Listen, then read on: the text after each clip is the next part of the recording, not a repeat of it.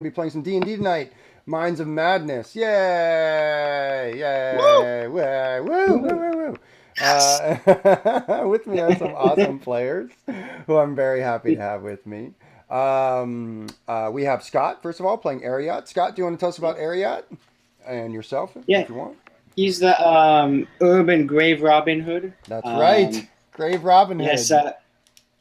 robbing the rich and specifically the tombs of the rich for to feed the poor orphans of Orphan Town. Exactly. Orphan Town.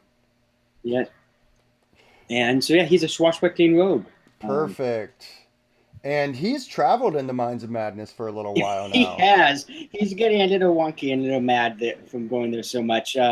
This last time was not so hot for him. Yep. He's feeling a little down on his luck, Yep, but a little down on his luck. But just a bit. luckily for him, he has some reinforcements showing up. Definitely not the least of which, is our friend Anastasia, who's here playing Magnus. Welcome, Anastasia. Thank you for joining us here in the Beard Mines. Well, thank you for inviting me. You're Super welcome. excited. Yeah, it is exciting. So tell us about Magnus. What's Magnus's deal? Magnus is an adventurer and a singer and a Yes. all-round jolly fellow Yes. who's not afraid to break noses Hmm. and woo his fans. What is his race? What race is Magnus? He is a half-orc. Ah, so he's a half orc singer. Perfect. He is a half-orc singer. What kind? Go ahead. He has a rusty battle axe Perfect. because there are Yep. people who overstep their boundaries and need to be put Definitely. back in. Definitely there are. Cool. I love it. So Magnus has recently come to the Minds of Madness. Has not even entered them yet. Has been traveling to find them. Magnus, you've been traveling from Orphan Town back to the Minds of Madness, a secret location that only a few know of. But you've been traveling with our third player, our final player, Anthony, who's playing Levius. What can you tell us about Levius, Anthony? Let me.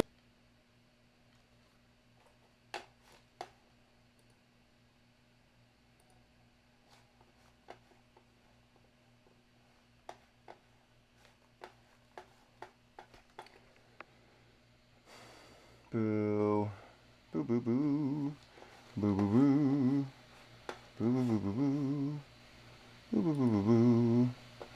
Boo boo boo. That was weird. Well, sometimes, friends, sometimes weird things happen. And that's okay. Because that's how it goes sometimes. But this is a test.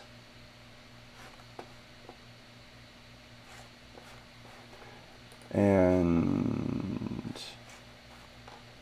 there we go. Yellow, yellow.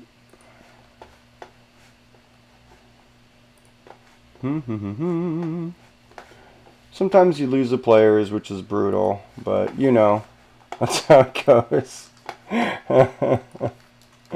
uh, but you work through it, and that's how it goes. That's why we're doing these tests. This is sort of our final test. That's interesting.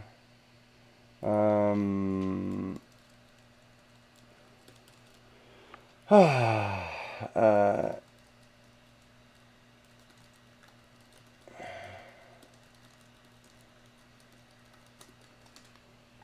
I mean, maybe it's me. It could quite possibly be me, which would be shitty, but is not unheard of.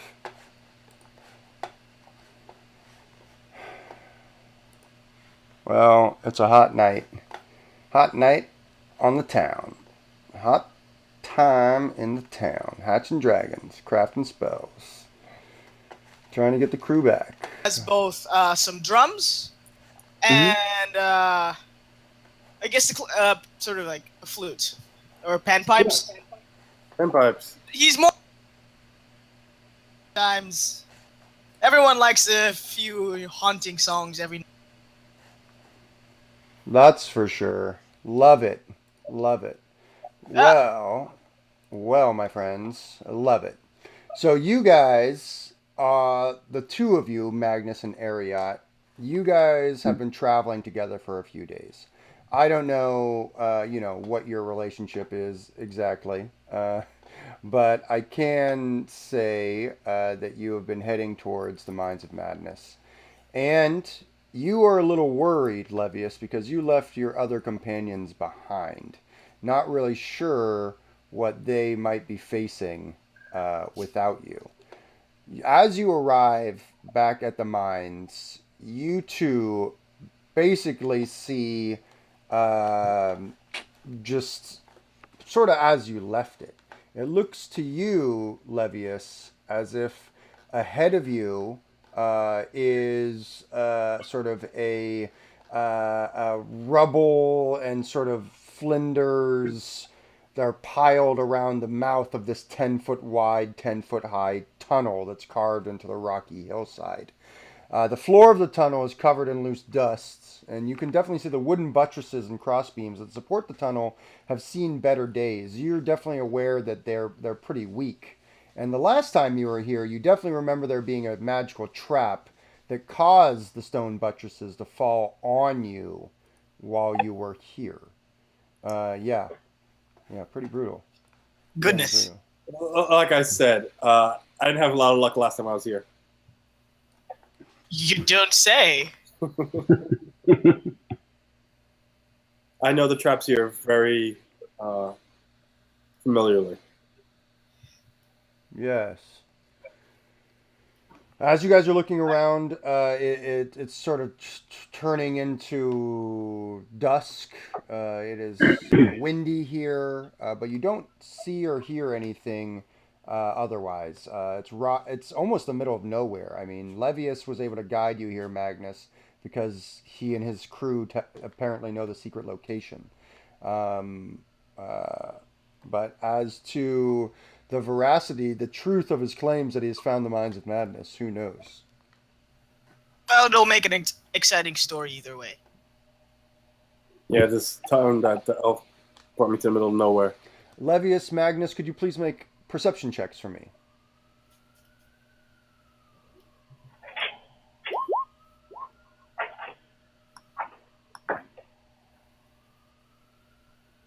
I rolled a 4. Ariat, could you please make a stealth check for me? I rolled Okay. a 9. I rolled a 21. Awesome.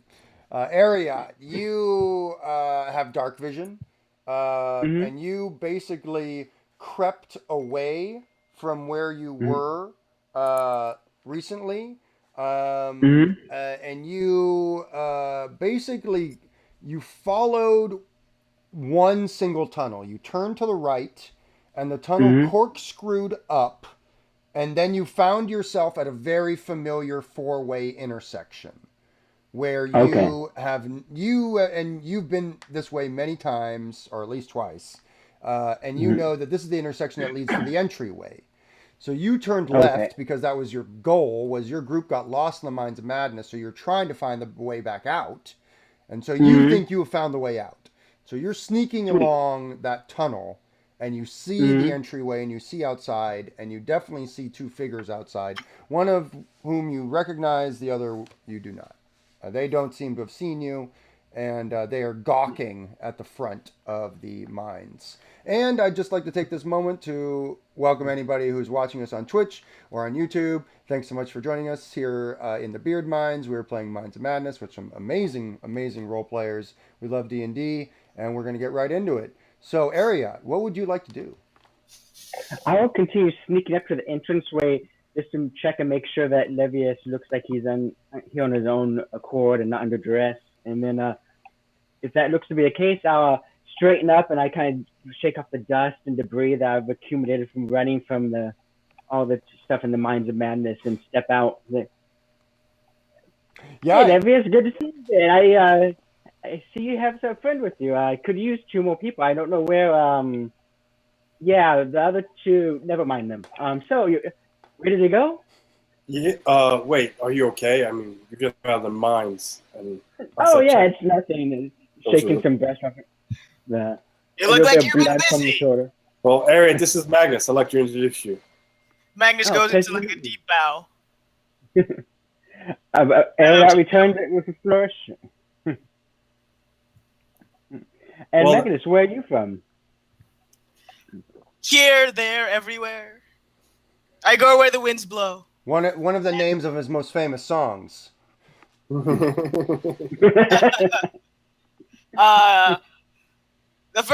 biggest one is "Don't Rock That Chariot." And the second one is "Batten Down the Hatches." That's a good one. That one always gets the bar growing. Oh yeah, it does. It Gets the bar absolutely. rocking. It's definitely a bar song. Yeah. I must tell you that the bar after we get rich and famous here in this mine. I mean, how Never she how pulls you off been? that solo. Amazing. Indeed. Speaking of rich and famous, you both can see that it looks as if Ariat has 2 items of note stuffed into his belt. One of which looks to be like a hammer that it looks like Super Mario used in the Donkey Kong games. It's just really long and then has like a red cinder block at the top, basically. And then the other item looks to be a pick that has sort of a black iron handle, but the pick itself is made out of mithril. I'm familiar with that Those pick as are- well. Quite fine weapons you got there. Oh yes, they make quite the adornments. And I believe Levis, this was yours from, or you were the carrier of this last time I hands over the hammer. Indeed, it is a magical hammer, Levius. You have attuned yourself to it in the past. And at this point, you are definitely able to take it back in your possession and feel that connection once again. You also definitely remember that this weapon allows you to hit golems and knock them into a stunned state. That is its special purpose. Is it's able to stun golems. I do remember. Yes, good. Otherwise, the pick, the mithril pick, can act as a war pick if needs be. It is not enchanted though. It is just worth a lot of money. This is just a sample of the fortune that you can find in the mines if you stick with us. I just might. Well then, what have you learned since I've left Ariat? A lot actually. Apparently, directions and doors change as you enter. So when we go back in, it may not be quite how we remember it. See. Last time we went in, we went into a room that had, I think, some basilisk eggs in it before we were able to make it back to the room where we fought the, was it the shield dwarf, undead dwarves, I remember and that. mining. Yes. Yeah. So we made it back through there, and then one of our compatriots, also of the wildland sort, opened the door and rushed in to be teleported off to another part of the mine. Lucius and I followed after him and fought some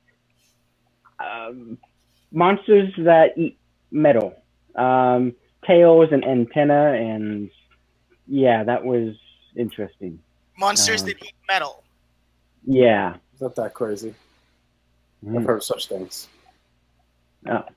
We don't get them in Orphanville, so haven't seen them much. Orphanville is definitely, metal eating monster free. So I like to far. consider Okay. myself a monster hunter, that's so I know a couple things about them. Maybe it's not normal for most people. Oh, good. Then we traveled further in, and there was a mosaic with a bunch of dwarves going down to meet another dwarf with his hand, a statue of a dwarf that with his hand out. That when we shook it, it gave us 3 hints. Beware of the green dragon. Do not face the golem without the pick. And the gargoyle knows the command word. We went down the passage there, down a incline, and there was a door there that was locked and we couldn't get open. So we went back another way. And that's where you could say I happened into a mimic. Yeah, I tried to pick a door and listen to a door that was kind of alive and try to eat me and my friends. This place is Yeah. truly mad. Yeah, Moving doors, iron yeah. monsters, undead dwarves, and basilisks. I have to say the Yeah. dwarves are probably the most normal part of the whole thing. Mm, Except for Oh, the and fact don't- that they're already dead. But yes, I see your point.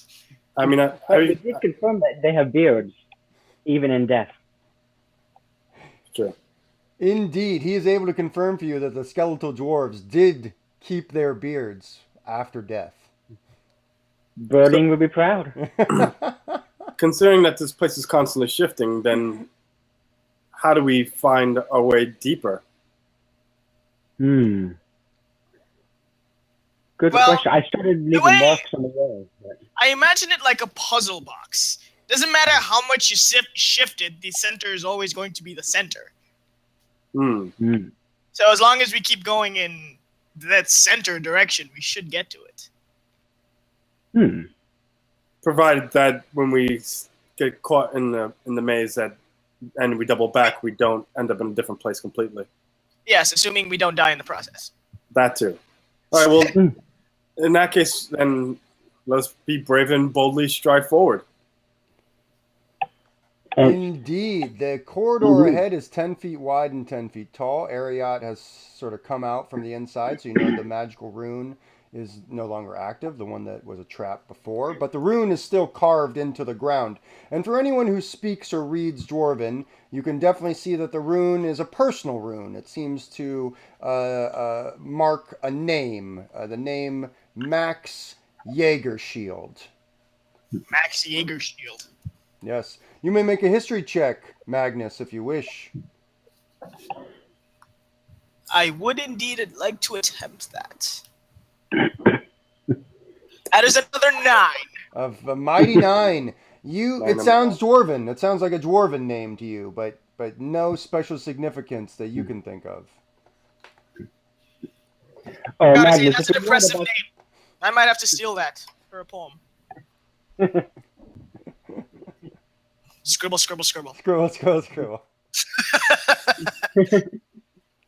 And don't worry, Magnus, we actually own the rights to these mines, so we're not trespassing at all. This is perfectly legit looting. Yeah, Ariat Yeah. busts out a legit deed that is written in Dwarven. It looks very much like the real article of some sort of, of ownership. It definitely looks like that they apparently own this mine, or at least have the deed to it. Well, this is the first time I've seen a deed of anything. Looks fine. Looks fine to me. I'll allow it. Great. So I just came down this passageway here, and Ariat points towards it. Maybe that's where I left off, but there's also these two other passages if you want to check them out. I mean, if the passages are constantly moving, then how do we know that the way you went last time will be the It's same? still the same. way in? Mm, Exactly. that's where the fun is. Yes. Let's just open the nearest door and see if anything's changed. Does it Cool. still look like what you... Ah. So who's taking the front, the middle, or the back? It's a 10-foot wide corridor. You could march two abreast if you wanted to, or you can watch single file, or however you want to. What is your party marching order? Is basically Gesundheit. I guess Thank you. Magnus is not afraid to go, to take point. Or stay in the middle. Either way, works. Levius is going to watch our back. Ariat will be up front looking for secret doors and traps as he goes, as the dungeon delver. That's right. He's the dungeon delver. So it sounds like Ariat is in the front, Magnus is in the middle, and Levius is in the back. Is that correct? Sounds good. Sounds about right to me. Magnus, Mhm. do you want to be in the front with Ariat, or do you prefer to stay in the middle? He knows how this works. He's gonna stay a step back Okay. to give area Totally. room to work. Totally. Yeah, good call. At this room with point, the he entrance. pulled out a battle axe and a shield on his other arm. Nice. Rusted battle axe comes out. He's got his shield. Also, all three of you, since I believe your Levius is an elf and Ariat is an elf, isn't that correct? Era is a half elf. That's right. Magnus is a half orc. So you all have dark vision already. So you can see clearly, pardon me, you can see clearly down this hall. It's not even a hallway, it's a tunnel, really. It looks like a rough worked tunnel. It doesn't look like it's very well worked. It definitely looks like it's rough hewn and that the wooden sort of you know what I'm talking about. Supports are looking very old and rickety, though they haven't collapsed yet. You might think you could collapse them, though, if you really tried to. But effectively, you can all see 60 feet ahead using your dark vision. And your dark vision shows you that 60 feet ahead, it looks like there is a four-way intersection, basically a right or left-hand turn, or you could go straight ahead. And that's about all you see. You're continuing to move up. Levius, you're moving forward. The three of you reach the four-way intersection. You can see off to your right. It looks like the intersection the tunnel looks like it goes past your dark vision. And to the left, it looks like it goes about maybe 50 feet and then curves to the left. It looks like it's curving downward. And then ahead of you, it looks like it goes about 50 feet forward and then curves to the right. It looks like it's going downward. And at this point, could I please have your passive perceptions? What's your passive perception, Levius? 15. And for you, Aria? 13. 13. And for you, Magnus? 10. Mighty 10. Very good. Mighty 10. Ariat, you are in the front. And even in the back, Levius, you hear this. Your elven ears are keen.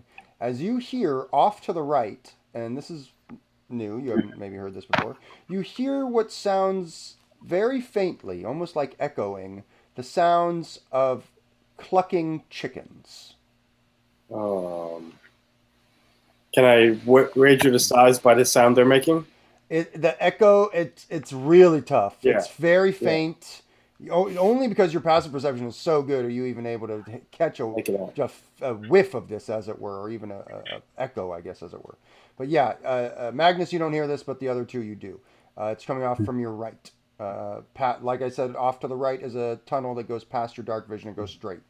To your left, goes about 50 feet and then curves to the left going down. Ahead, curve 50 feet and then curves to the right going down. Which way would you like to go, Ariat? He whispered, did you guys hear that? I heard a chicken. You Okay, heard a so what? I wasn't imagining that. Okay. I heard a chicken. Like, cluck, cluck, cluck, cluck. Yeah, that sounds exactly like a chicken. Yeah, Jaeger Shield was saying no eggs for you, so maybe there's like a chicken farm in the mine. That's kind of mad, but That is kind of crazy, but at the same time, he did mention eggs a lot, yeah. are there other beasts that make the sound of a chicken? Make a nature check if you want to, Ariat. Okay. The city boy makes a nature Yes, check. he does. Yay. Nature. Chicken. Or is it 2? Yeah, Chickens make chicken sounds. owl bears? They kind of got space like owl bears. Maybe owl bears make chicken sounds. No, it's not an owl bear. Oh, no? No.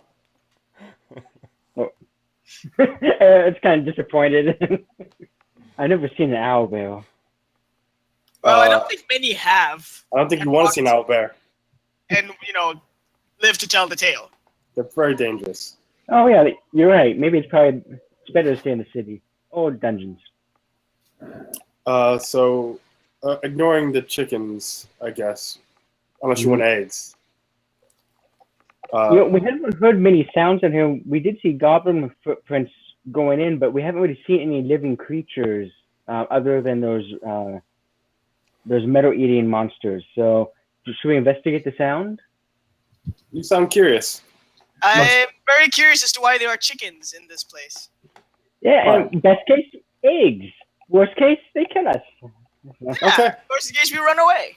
We're here for glory, are we not? We are. Let's get some chickens. Indeed, Eric puts his hand on the pick he's holding. Glory and money. So, I notch an arrow because it's a chicken. Gotta be careful. Yes. yeah. Elliot unsheaves one short sword and then stealthily proceeds towards the chicken sounds. Indeed. Anyone who's trying to move quietly can make a stealth check. Go ahead if you're trying to do that. Yes. Awesome. 25? 25. I also got a 25. Whoa. Stealth Brothers. Wait, All no. One of those is mine. One of those is So- yours. I'm sorry, Ken, you said the chicken sounds are coming from the right-hand side, or? The right hand side. That's correct. Okay. So yeah. Magnus got an 18 despite the clanking and shimmering sounds of his armor. Nice. Nice. Well done. Awesome. That's good to know. So 18 is our lowest. And so you guys are quietly, stealthily as you can, making your way down this rough-hewn mine tunnel. You're definitely avoiding some of the rocks that you might kick or step on that might make a sound. It is gritty on the ground, like it's dusty, but you're not making a lot of sound. Levius, what's your favorite enemy? Goblinoids. Yeah, you're very sure that you're following the tracks of goblins right now. Goblins went down this way. You think that they were probably about a half dozen, maybe less. You're not exactly sure. You think they came this way probably about a week ago. I look at the other two and I pantomime.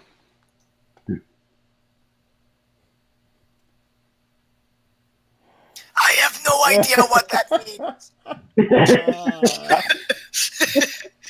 I whisper back. There are goblins not too far from here. Oh, okay. Okay. Do goblins cluck? No. I don't think they do. Indeed, Okay. the clucking has gotten louder as you've moved down this tunnel. It's gotten much more distinct, much more clear, whereas before it may have been an echo that you could barely hear a whisper of. Now you're definitely hearing it much more loudly. And not only are you hearing clucking, you're actually hearing banging sounds. It almost sounds almost as if, I don't know, yeah, that something is hitting against something else. It's tough to tell. It doesn't sound like metal on metal. To you, it sounds like dull thumps. It sounds like wood is being hit, if anything else. Ariat, Okay. you're in front. You basically, as you've been moving forward, you have been able to determine what's going on in terms of the map. And you have been able to see that the corridor in front of you continues on ahead and then turns to the right. But it also is sort of like a T intersection, so it turns to the left as well. And that is where the clucking is coming from. And as you sort of poke your head around that corner and look down that way where the clucking is coming from, you can see that there is a 10-foot high rough-hewn chamber that contains shovels, picks, stacks of wooden planks, buckets of nails, and piles of wooden beams, amid 3 half-built wooden mining carts and 3 eerily lifelike statues of goblins brandishing spears. There's also an intact cart that rests upside down in the middle of the cave. Its wooden wheels are sticking up in the air, and 4 oversized chickens, they look almost like roosters as a matter of fact, are pecking at the sides of this overturned cart. They seem very determined to get at whatever is underneath it. What would you like to do, Ariat? They obviously have not noticed you. I'll hold up and go back down the tunnel a little bit so we can whisper to each other without hopefully getting overheard. Totally, yeah. You move a few of 10 feet or so, dozen feet down the tunnel. You guys are scoped and you're together. There's 3 statues down there that were of goblins, and there's 3 chickens pecking at a minecart trying to get into it. I think when we came here last time, the other woodland type mentioned the eggs we were looking at were basilisk eggs. or some type of creature that could turn others to stone. So, Wait. You said chickens. How big were they? You know, um, ankle height. They I'm not sure. They are small beasts. You get the sense that they are the size of dogs, like a canine, like a German That's- Shepherd. That's some big eatons right there. That's a really big bird. That's a big eatons. Yep. I might be wrong about this, but I think those might be cockatrice. That's right. I just get my cockatrice, basilisk. It's all non-city creatures. I mean, there's the whole thing about cockatrice laying eggs that turn into basilisks, but that's just story, right? We should kill them. Well, we can certainly try to lure them to a place more manageable. Yeah, you think we could use the terrain to our advantage, get their attention, and create an ambush? Very possibly. I'm very good at mimicking sounds. Perhaps I could mimic the sound of the chickens and lure them the cockatrice and lure them this way.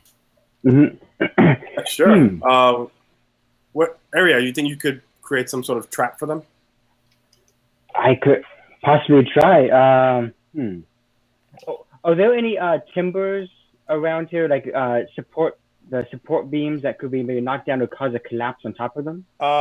You can see that there are support beams, probably about 20 feet down from the entryway. So yes, they're about 5 feet away from your current location, back the way you came. Okay. We could try to collapse the tunnel on them. Wouldn't that bar our ability to get into the room now? Well, we could dig them out, but then that undo the. How about this? Could you use some of those pickaxes to create some sort of trap that might hit them if they came through? A rope across that can trip them. Hmm? Do we have any nets? I kind of looks puzzled for me, looking around the surroundings. I usually undo traps. I don't actually build them very often.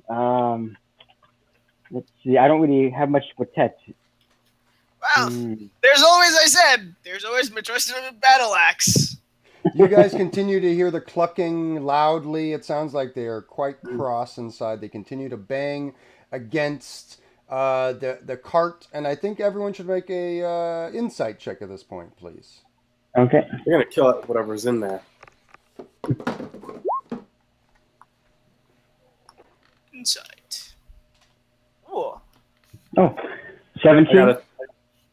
That's a 14 for Magnus. Levius, That's what'd a you get? 12 for Levius. Yeah, Levius, you sort of called it anyways. Everyone gets the sense that they're definitely trying to get at something that's underneath that overturned cart. Who knows what it is, but they're definitely trying to get what's ever in there. Or under there, as the case may be. They might get what they're trying to get at if we take too long to make a trap. Let's go to ambush. Yes, we can ambush them. Cool. You guys have been totally stealthy up till now. What is your plan? What would you like to do? Magnus, can you create some sort of distraction to bring them coming this way, and then we can leap at them with this and surprise them? I can certainly try. Awesome, Magnus. What are you doing? Magnus sort of creeps a little closer, listens to them for about a minute. Okay. Gets an idea for the sounds, moves back, and then starts making the exact same sounds of the cockatrice in an attempt to kind of get their attention. This is with your own voice. This is not magical. This is just a mimicry this is effect. his own voice. I would love for you to make an animal handling check for me, please. And you can use charisma, or rather, you can use your proficiency. It's like a performance check. Are you proficient in performance? Yes. Yes. So you can add your proficiency bonus to this roll if you're not already proficient in animal handling. Where is it? All right. That is a with proficiency would be 18. Nice. Yeah, you start Nice. making really amazing. And you're trying to What's get. it enough to make it seem aggressive? Even just bop, bop, bop. Are you trying to? Or is it like I want to fight you? Is that what you're trying to get across? Or you're like come here? Or like what is the? What are you trying to get across exactly? Is it I think mating Magnus- season? I don't know. You know, you tell me. Magnus has no idea what gender the cockatrices are, But and so Magnus- he's gonna go with something more aggressive that's kind of territorial. Cool. So it's like a challenge. Awesome. Yes. Cool. I think at this point we should all roll initiative. Yeah. As you make that sound, and you can all definitely hear. It sounds as if they all start clucking in unison, almost really angrily, and they seem like they're coming in your direction, though you haven't seen them as of yet. What did you get on your roll, Magnus? 16. Well done. And for you, Levius? I got 20. Nice. And for Ariat? 15. Okay, very good.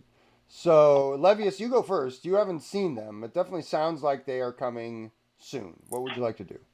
I'm ready. Not an arrow. I'm Yeah. ready in action. That when I see them in shooting, Hell yes. And Magnus, same question to you. What would you like to do? They seem to be getting very close and they'll be here very soon, but you haven't seen them yet. Magnus kind of just stands in the middle of the hallway, crouches down behind his shield, Yeah. and gets ready to probably get pecked. All right. Does he have his battle axe out? Is he readying any battle axe attacks, or is it just wait? For now, he's holding the corridor and taking the dodge. Dodge. Got it. Yes. So he's getting behind his shield. I love it. Yes. Yes. And Ariat, what are you doing? And is holding the front. Pulls out his second short sword and gets ready to basically do like a strike attack, basically run up and attack and then withdraw back into some like cover or away from them. Totally. When they Yep, come in. that's great. Mm. The group, the pack, if you will, of cockatrices come around the corner. This is the first time many of you are seeing them. They don't look like chickens in that they don't have feathers. They do look like chickens in that they have beaks and the bodies and the necks and legs of chickens, but they are scaly. They have no feathers. They also have rooster combs. All of them do, and sort of turkey wattles, oddly enough. You're not sure exactly how they turn people to stone, and maybe you don't even want to find out. You probably don't. But it's your go, Levius, as you fire with your arrow first. Go ahead and make your attack as the first one comes around the corner. Loose!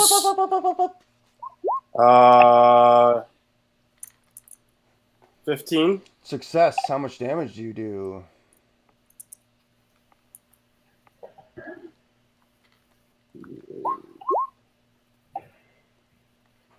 Uh, 8 damage. Nicely done. Yeah, you strike it. It sort of slows it down as it sort of stumbles, but then regains its feet. It's at the back of the pack now as you rush forward, Ariat, and you can make your attack. Okay. 23 AC. Success. Their AC is 12. As Nice. they're sort of Sweet. like leaping in the air, and you're getting the sense that they actually do have feathers. Looks like they can fly somewhat as they're getting very ornery and agitated now that they're seeing all of you. Mhm. As a swashbuckler, can I get sneak attack damage on this, Yes. or am I? Okay. Thank you. Thank Definitely. you, sir. You rush forward, throwing yourself sort of into the line of fire, as it were, Mhm. and you definitely can get sneak attack damage. That would be 12 damage. Nicely done. You bloody one of them as you slash Nice. basically one of its wings off, and it crashes to the ground. As you rush backwards, there are 4 of them. It looks like that's Mhm. all there is as they sort of roll into you, Magnus and Ariat. Magnus, only one of them seems to be coming after you. The other 3 seem to be very focused on Ariat's retreating form. Is your armor class 8, Magnus? It is not. Okay, you are not hit as one of the dog-sized chicken-like creatures, cockatrices, bounces doing right off your shield. The other 3 come after you, Ariat, and one of them rolls a 19 on the die for a 24. The other 2 both get a 7 and a 6, respectively. So it looks like one of them is able to leap up into the air and sort of peck you on the back of your shoulder, piercing you Okay. for 4 damage. You Ouch. Okay. also need to make a Constitution saving throw. Oh, great. Would a 1 on the die be bad? It would, as a matter of fact, as you fail your Constitution saving throw and you are restrained as your body Okay. locks up and you feel like you can't move. You feel Mhm. like some sort of magical effect is starting to come over you. And Mhm. you can take an action to make a save on your turn. Okay. Cool. It is your turn, Levius. I loosed another arrow. Go ahead. Are you shooting at one in particular or is it random? The bloodied one. Same one, bloodied one. Got it. Curious. Kind of mine. No good? No. I was rolling. 16. So I Success. Yeah, their arm class is 12. How much damage do you do? Nice. I do 11 damage. 11. Please describe for us how you defeat this creature. I notch an arrow and I wait for the cockatrice to move exactly into the right spot where I loose my arrow and shoot it right in the eye. It goes down. As it is your turn, Magnus, there are 3 basically in front of you guys. Magnus is going to slash at the one engaged with him. Got it. Yeah, your shield has definitely been protecting you, and you're sort of throwing yourself now over the shield, bringing your axe down to try and catch the wounded cockatrice. This is actually the one that took an arrow before. Fantastic. That is 18 AC Success. for 11 points of damage. 11. It is bloodied by that. As you basically hack right into it and goes, ah! And you think it's barely standing on its legs. It's almost like dazed. It's sort of like reeling. Ariat, it's your go. Okay, I would like to try to resist being petrified or whatever. Go it's ahead and gonna make do to your me. Constitution saving throw. Okay. 16. 16 is a Hopefully, isn't it? success. You're able to shake it off. You're able to move, and your feeling comes back into your limbs as it sort of feels like pins and needles, if you will, ants, if you will. That sort of weird feeling when your limbs fall asleep and then wake back up as blood rushes to them. It is their turn. 2 of them turn themselves upon you, Magnus. One hitting an armor class of not enough. The other one comes after you, Ariat, and does peck you again. You take 4 points of Oh, piercing damage. You need to make a Constitution saving throw. A piercing blow. Indeed. a pecking blow. That's some Darkest Dungeon right there. Would a 12 be enough to 12 resist? is definitely enough. Yes. They are not... Sweet. Oh, drop my die. They are not that powerful. You are definitely able to Take it off. shake it off, exactly. And it is your turn, Levius. There continue to be 3 in front of you, guys. One is quite wounded. The other 2 have not been hit at all. All right, I'm going to continue to keep throwing arrows into them. Die!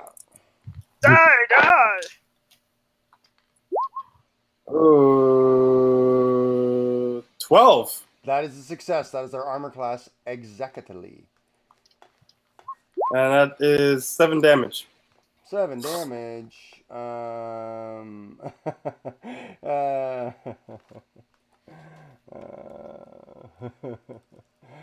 7 damage is good. Please describe your kill. Ooh, nice. Another one, I'm just waiting for it to move into the right position, calculating my arrows and loosing an arrow right into its brain. Whoosh. As it goes down. It is your turn, Magnus. Unless there's Levius, anything else you want to do, or are you good? No, I'm good. All right, Magnus, go ahead. Remind me, 2 have gone down. The one I was engaged with. Yep, the one you were engaged with went down. The other 2 are sort of around Ariat right now. All right. At his legs, Magnus is basically. going to repeat the kind of aggressive challenge. Oh, okay. The pressure I off think of- this is an intimidation check at this point, please. Ah, fantastic.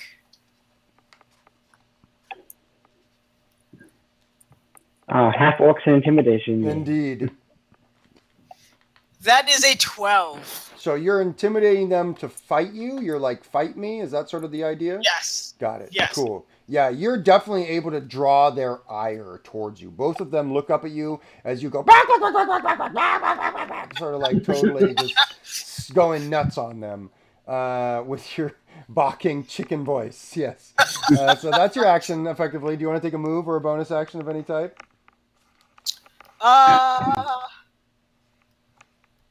Let's give Ariat a inspiration. Hey. I forget about that. Yes, So you are a bard. You can inspired inspire people. by clucking and backing. Yes, your clucking and whacking inspires Ariat.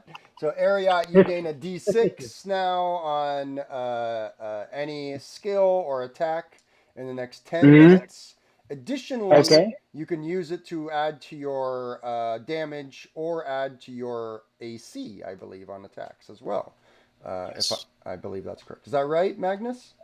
That is correct. All right, yeah, because Nice. you're a valor bard, indeed. So, well done. That was an action, bonus action, and it is now Ariat's turn. Area stands a little bit taller as he sees the Evercool Magnus challenge the cockatrices for a fight. Like, that is a damn cool bard. And he tries to slash one of the cockatrices from behind. Go ahead and make your attack. You'll have sneak attack on this because you are adjacent to. It is adjacent to one of your buddies.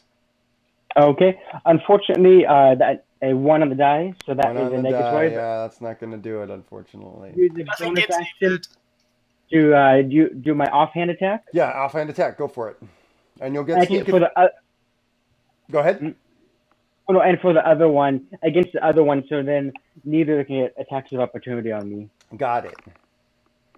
So that would be a 15 AC, which I believe hits. Yes, definitely. How much damage do you with your sneak attack strike? 11 points of damage. You bloody it as you stab deep into it and goes, ah! But even so, it's already throwing itself. What would you like to do? I am out. I am going to go try to maneuver to be behind Magnus, the Definitely.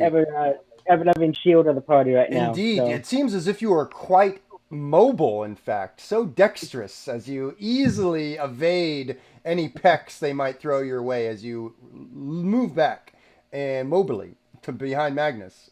They throw themselves at Magnus, trying to attack him. And one of them gets a 21 on the armor class as it strikes Magnus square in the face, doing 4 points of piercing damage right in the forehead. And you must make a Constitution saving throw. Bagak! It yells. Okay, so Man, what a foul situation. that oh, that's terrible. That is a 4 on the Constitution save. You, my friend, are feeling your body locking in place as you are obviously restrained now. Your speed is 0. You have disadvantage on dexterity saving throws, and they have advantage to hit you, and you have disadvantage to hit them because your body feels like it's locking in place. It is Ariat's turn. Or no, excuse me, it's Levius's turn. Excuse me. Okay. Levius. All right. Are there any that have been injured? Yes, one of them was stabbed deep in the chest. That's sort of blackish blood is oozing out of its breast where Ariat stabbed. All right, I'm gonna aim right for that wound. All right, cool. Make your attack with your bow. It's a 16. Well done. That's a success. How much damage do you do? 7 damage. All right, it's still up, but it's definitely quite wounded. Another hit like that would take it out. It's barely standing. It's sort of wobbling. Any move or bonus actions you want to take, Levius? How far am I from the cockatrices? Probably about 15 feet away. I'm comfortable 15 feet away. Nothing else. Magnus, it's your go. You can make your save on your turn as your action. It's a Constitution saving throw. Okay. Do you have a second, 4th level character ready to go? Just a question. No, I not. This is not good because I just rolled a 1. Purely Oh! Magnus, your feet start to turn to stone as your body begins to magically morph. You can feel as if you are rooted in place. You are still restrained, but you're turning to stone now. You Okay. think you might have a little bit more time to try and save out of this magical effect, but you definitely feel like you're going to be a statue soon. As it's a very odd sensation to not have legs and to not have like an intestinal tract. It's a weird sensation as your body's turning to stone. Oh. It is. Magnus, What? Go ahead. Magnus muses on his life. All the songs he has yet to sing, but all the songs he has sung. And in fact, you guys will love this. One of our viewers on Twitch was loving the song names that we were quoting before. So we got to keep thinking about Magnus song names. Yeah, If Magnus lives past Yeah. this.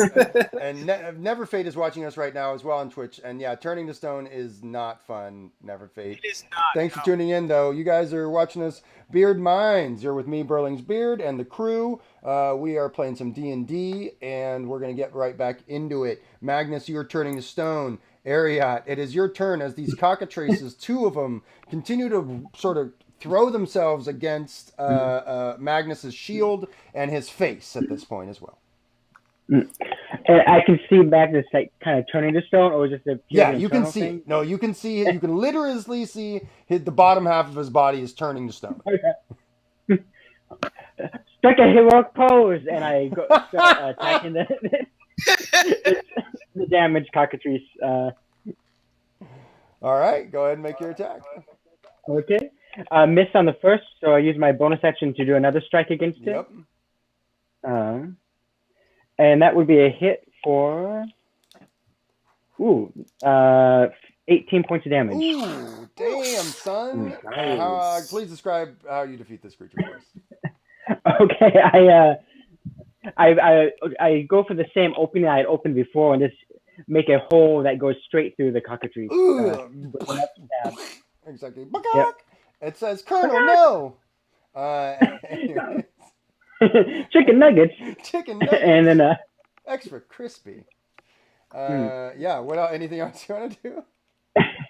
can I withdraw back behind Madness, or is the other one gonna No, be? you getting an can. The attack other on one me? isn't near enough to you for you to do that. But it is near Sweet, enough. Go ahead. I'll use the handy statue to be for cover. Yeah. So. Well, in fact, the statue to be is attacked again by the cockatrice, who has advantage, but is not able to hit you, Magnus, even though they're throwing themselves against you in a frenzy. Your shield stands strong, but you are still turning to stone as it turns to Levius. What would you like to do? So we got one that's really injured Yeah. and one that's barely injured.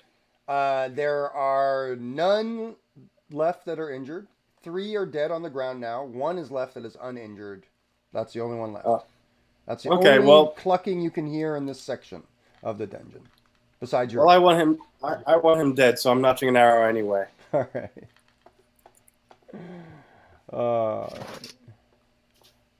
Ooh, that is 5 plus 7 is another 12. Wow, 12 I rolled a success, lot of that's fives. exactly their AC. And I roll 8 damage. Nice. Cool. Awesome. You sink Shooting an arrow to his into side. it. Magnus, what's good? Make your save, please. That is a critical. Yeah! Yay! Well done.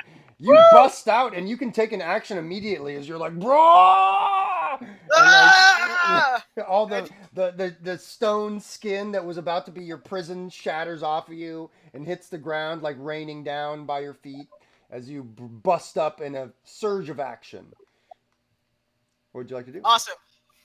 He busts out, lifts his battle axe over his head, and slams it down on the last cockatrice. Yeah, make your attack, please.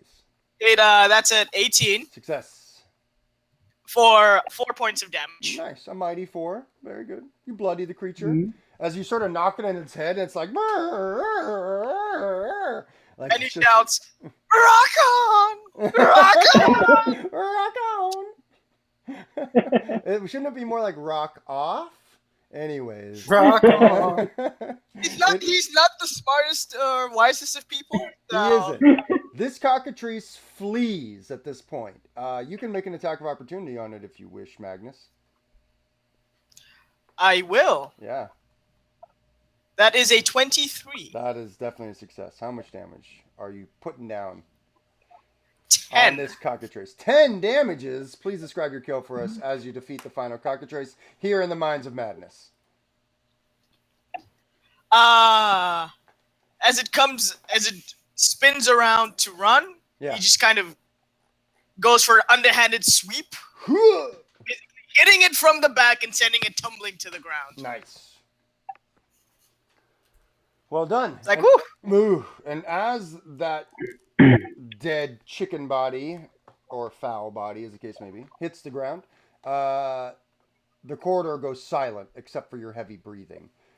You are definitely done fighting. It doesn't seem like there are any other cockatrice in this area. And you don't hear any other sounds except a faint scraping of wood on stone, as it sounds as if that cart in the room that you saw might be moving or shifting. I'm curious. Hmm. I'll go check it out. All right, Mm. Levius, you move into the room.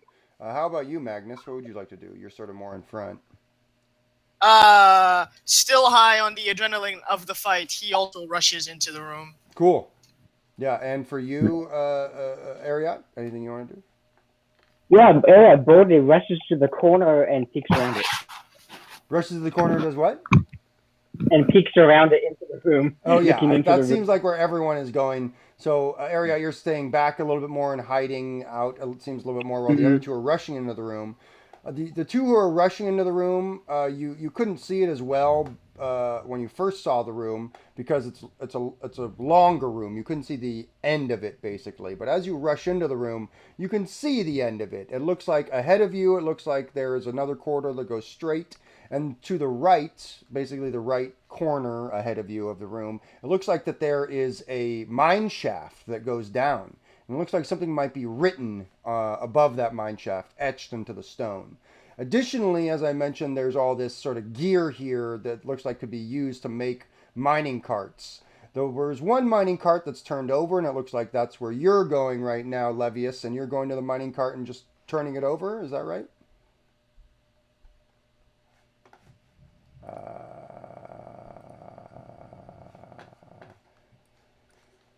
Okay.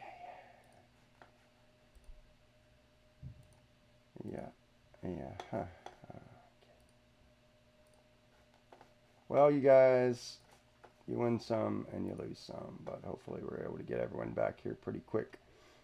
It's sort of a pain in the neck to lose them, but that's how it goes sometimes. And this is a test, so we're trying to keep it all copacetic. We'll see if we get everybody. Hopefully. I think we'll be able to.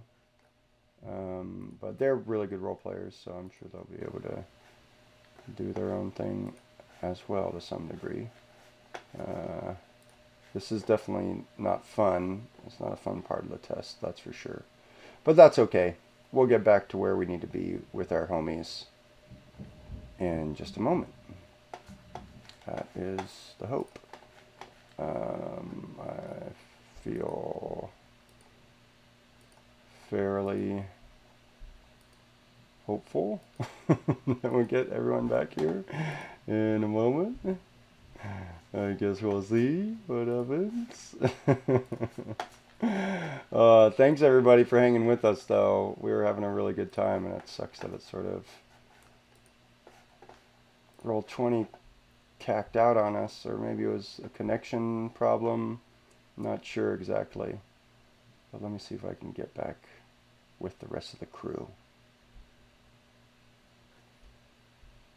I remain ever hopeful, obviously. Let's see here. Yeah, okay. There we we go.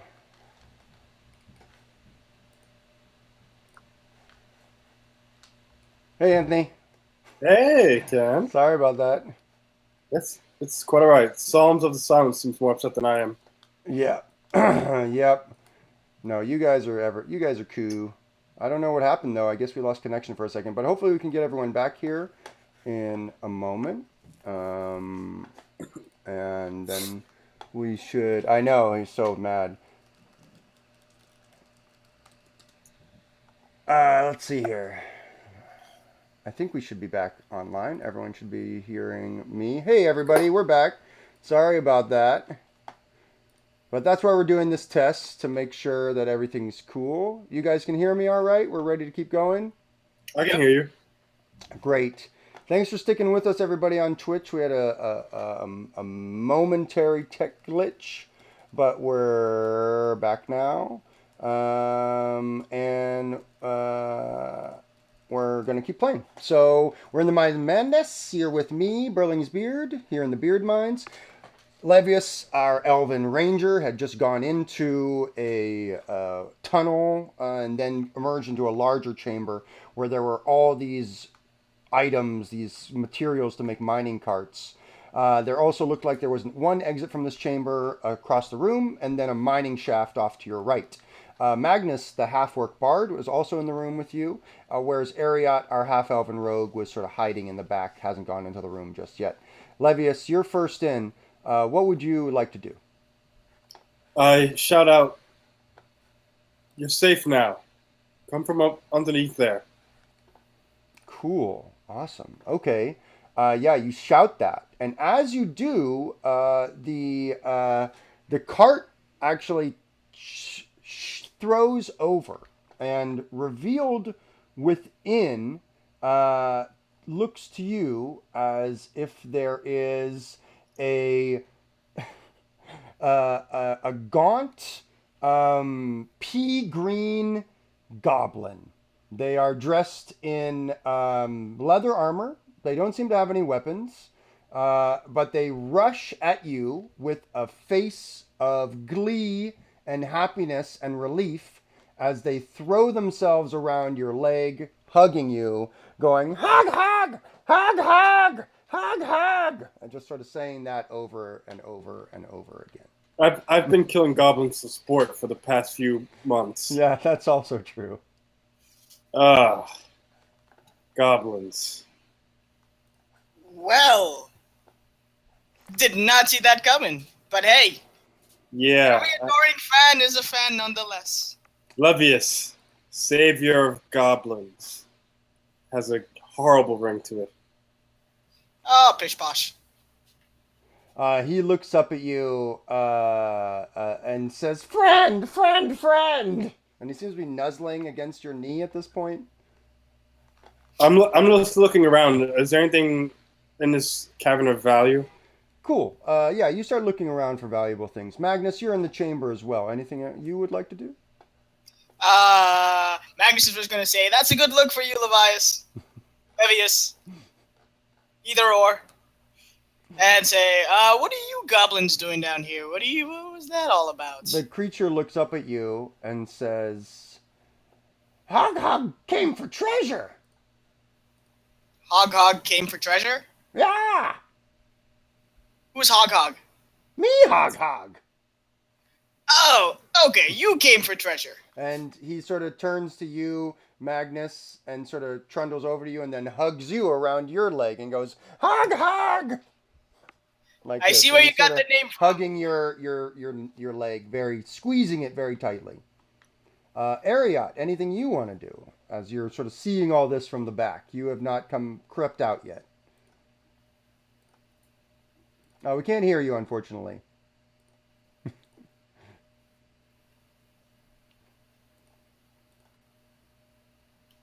Oh, Oh, that's okay. I think he's reconnecting.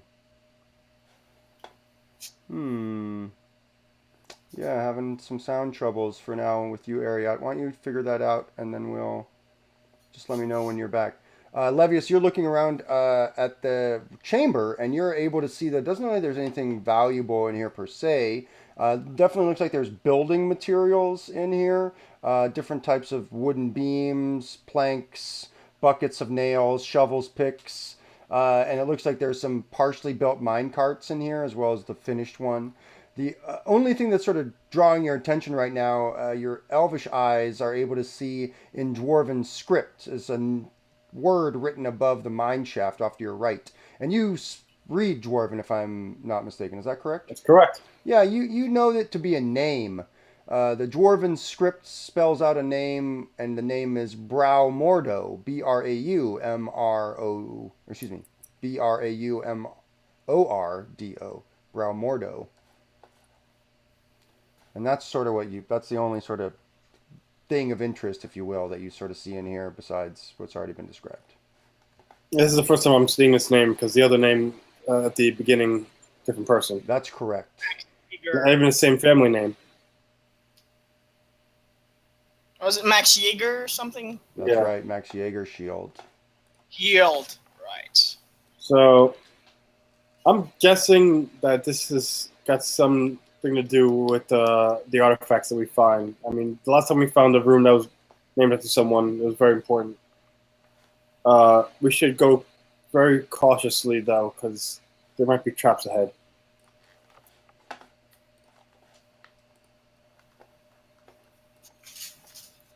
How do you feel about that, Magnus? The best way is forward, I always say. Though hoping to see what I can find out from Hug Hug. Indeed, as you're starting to question him, you can definitely see Magnus that he seems very willing to answer your questions. He looks like we lost Ariat, but we'll get him back here in a moment. Hug Hug looks at you from squeezing your big thigh and looks up at you, Magnus, and says, "We look for treasure. We look for treasure in cave, but find only mean chickens. Very mean chickens. Mean chickens. But now I find you. Very happy. Very happy, Hug Hug. Find you."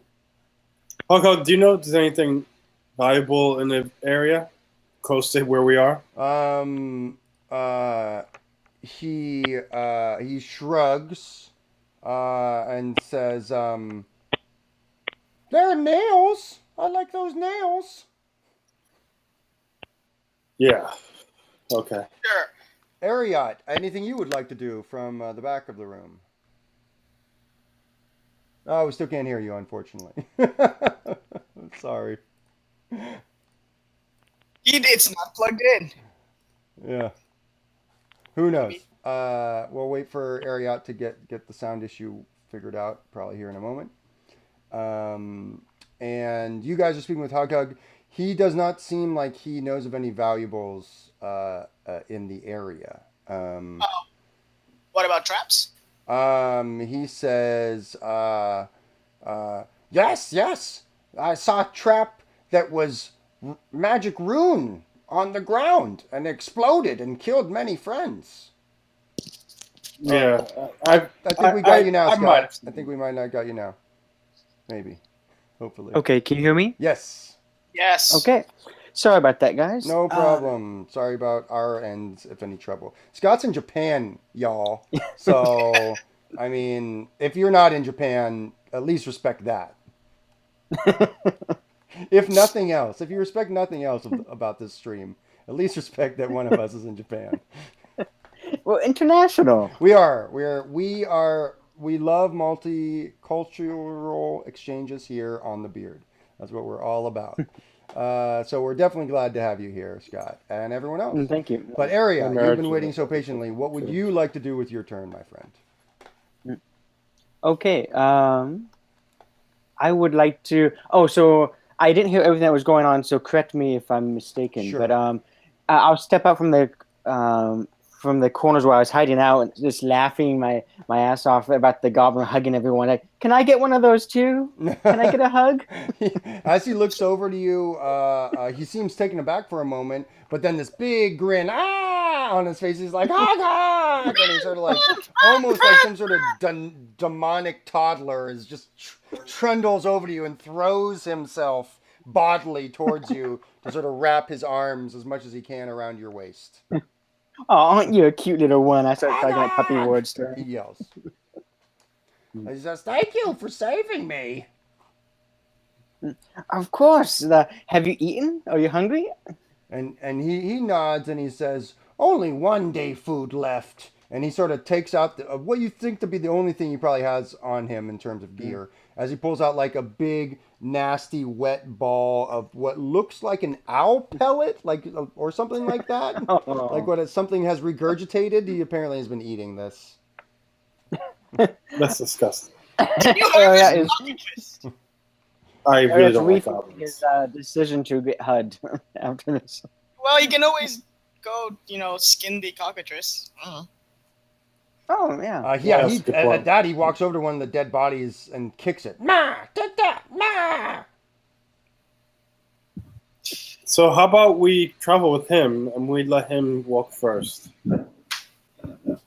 He looks up and says, Chog travel with you, yes. Here.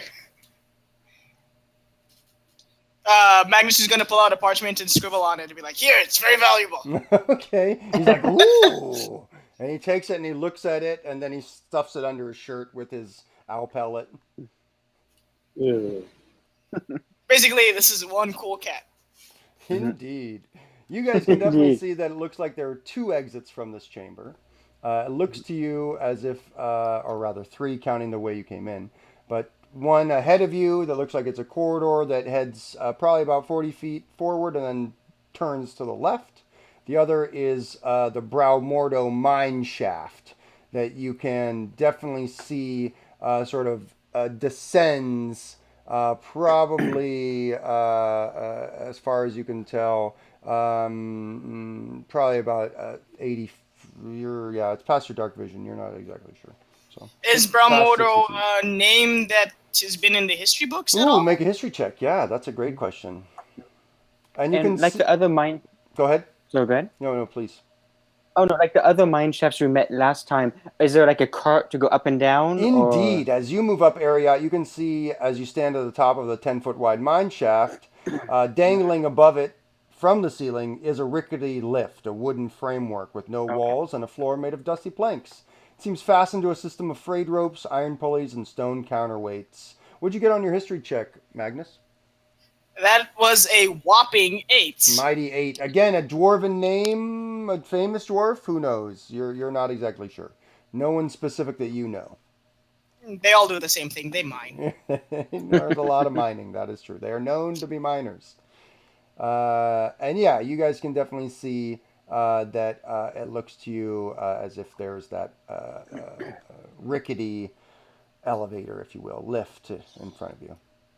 It looks like you'd have to raise and lower it using ropes inside the lift. Hmm. I don't think I would like to go that way just yet.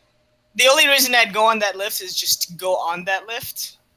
It is a But fun experience, but it would be a fun experience. I wonder if we can capitalize on that. People wanting to go on things that go up and down and left and right just because they can. Otherwise, perhaps On the brown- lift. Well, I say we go with the path that actually has a name. Named things tend to be generally more important things. The name path is the mine shaft, isn't it? Yes, the Bramordo mine shaft. What do you say, Ariat? Any grievances with that? nah, what's the worst that could happen? In the Minds of Madness. In the minds of madness. Someone had to say it. So yes, I'm good with that.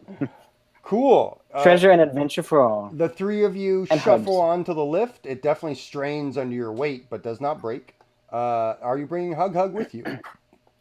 Oh, definitely. Oh yeah, he can absolutely tag along. And he does as he gets on as well. The mine shaft is just, it seems like it's just a little bit deeper than your own dark vision. So after about 10 feet, you can actually see down pretty well as to what you're going to be getting yourselves into, as it were.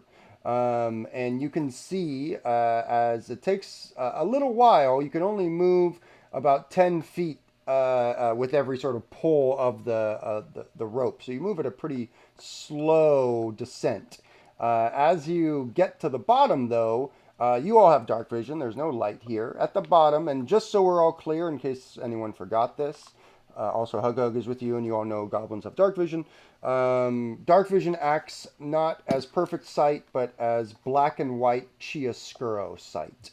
It is dim light that you see in when you're looking in dark vision. So it's possible for things to still hide in dim light. So think of it as the shadows are that much more deep. You all are seeing these rough-hewn tunnels in dim light effectively when you're looking with your dark vision. If you had a bright light, obviously you would see everything not only in black and white, but it would seem a little bit more, has a little more color and volume. So you're seeing things almost flattened to some degree as well. But at any rate, that being the case, at the bottom of this mine shaft, you can see it's basically shaped like a rough L. And you have come right where the two different parts of the L meet, effectively, their joint. So you're at the convergence of these two tunnels. You can see that both end in a collapsed stone and rubble. But at the far end of the tunnel on your right, half buried in debris, is a small corpse clad in torn leather armor. Small meaning small-sized, like a halfling probably.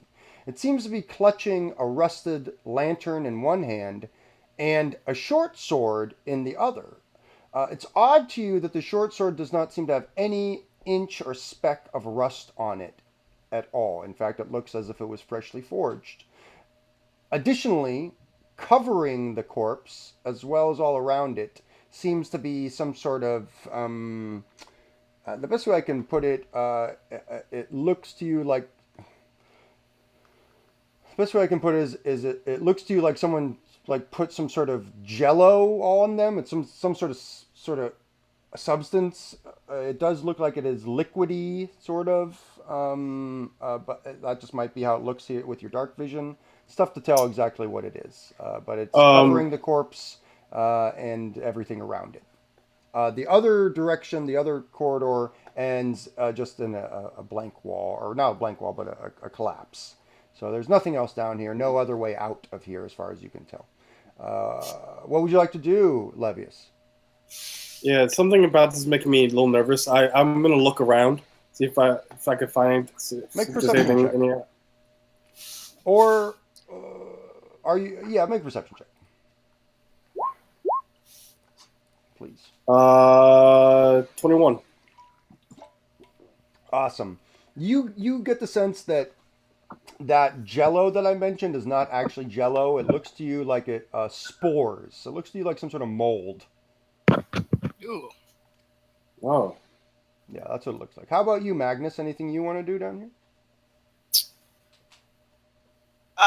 Magnus was going to touch the mold without really thinking about what it was, thinking it was slime. So cool. So he's moving towards the mold, effectively. Are you stopping him, Levius? Are you saying anything to him as he's moving towards? Yeah, no, I think that's living algae or something like that. That's this. I don't think you should touch that. I think it might have been what did this man in. Hug Hug shouts, "I'll touch it!" Yes. No, Hug touch it. Magnus basically grabs him by the scruff of the He's like, neck. ah! He's like rushing forward. Ah! He's kind of holding him. He's like, no, Hug. Here, hug a Yeah, leg. he has sort of a baby Groot vibe to him. I'm not gonna lie. And so Magnus just puts him like by his neck and be like, "Yeah, hold my leg." Yeah, he does. He holds your leg tight. Ariat, anything for you? Ariat keeps one short sword in his right hand, and his left hand he sheaves that short sword and pulls out his 4-foot-long pole he got from the last escapade. And then tentatively stretches his arm out with the pole and trying to keep as much distance, kind of nudges the sword in the hand and kind of pokes around looking for traps or checking out the figure without trying to get close. Yeah. And So it seems to me that all four of you are moving down the corridor towards the corpse. You're keeping a little bit of distance from it, except for Ariat, who seems to be getting the closest to it. You're poking it with your. Sadly, not 10-foot pole, It is but not. 4 It's a foot pole. 4-foot so- pole. Well, if you add your arm length, it's close. Yep. Oh, that's true. Yeah. Yeah, that's a good point. Yeah, it's a good point. Let's just call it a 5-foot pole. Just for sake of argument. It's a Okay, 5-foot rounding pole. up. Yeah, let's Sweet. just call it a 5-foot pole. So you can poke things that are 5 feet away from you pretty easily. Okay. Which is exactly what you do with the corpse. And Okay. that is when the yellow mold releases a spore cloud within a 10-foot radius of it. And meaning you need to make a a Constitution saving throw. As mold descends upon you, as you guys see it go poof, as it just pokes it. We really should have let Hug get that. Yeah. I don't suppose dungeon delving helps at all. I think it does, because spores and mold and oozes are pretty dungeony in general. So yes, I'll give you thanks. advantage on this since you Sweet. hold your breath. Thank you. You saved the day with that advantage there. Nice. It got an 18. Well done. You still take half otherwise it would've been damage an as it burns very, very badly the outside of your skin, all around your eyes, your nostrils, your mouth. You take 8 poison damage. Does Dungeon Devil reduces trap damage by half? Does that apply here again, or is it's already half? No, It's saving I it? don't think in this sense Okay. it would not, unfortunately. Yeah, but you should. Everyone can make a nature check at this point, I think, to try and figure out what the hell is going on here. Aha! Aha! Mine's a 15. 15 for Levius. 7. Mighty 7 for Magnus. 13. 13 area. Cool. Magnus, this is definitely mushroom spores underground. The Underdark is known for spores and weird shit. Ariat, you're pretty sure, both you and Levius, you're very sure that this is yellow mold. It definitely has a reputation for basically eating through people and killing them if left on them. It spreads if it can. Levius, you're the only one who knows this. You know, defeating yellow mold is best done with fire. You can just burn it away quite easily. Okay. The area. Yeah. Can I use your stick to make a 5-foot torch? Sure. My trusty stick is yours. What? Hands it over. Appreciate that. I take some extra cloth from my pack and I wrap it around the stick. The other odd thing is that as Magnus is coming down and getting closer with Hug, Magnus, you've sort of been in the back, and now you're sort of getting closer. Once you get within about 30, maybe even a little bit more feet of this corpse, the sword that it's holding starts to glow with a bright blue light. And when that happens, it illuminates like a torch this entire area. And you can definitely see that the mold is like a mustard color. Yeah, you guys definitely get the sense that the sword is reacting to Magnus somehow. Magnus? Oh, I hope it was reacting to the Hug. Who knows? Maybe it's Hug. Maybe it's both. Who knows? If it was Hug, I would use it against Hug.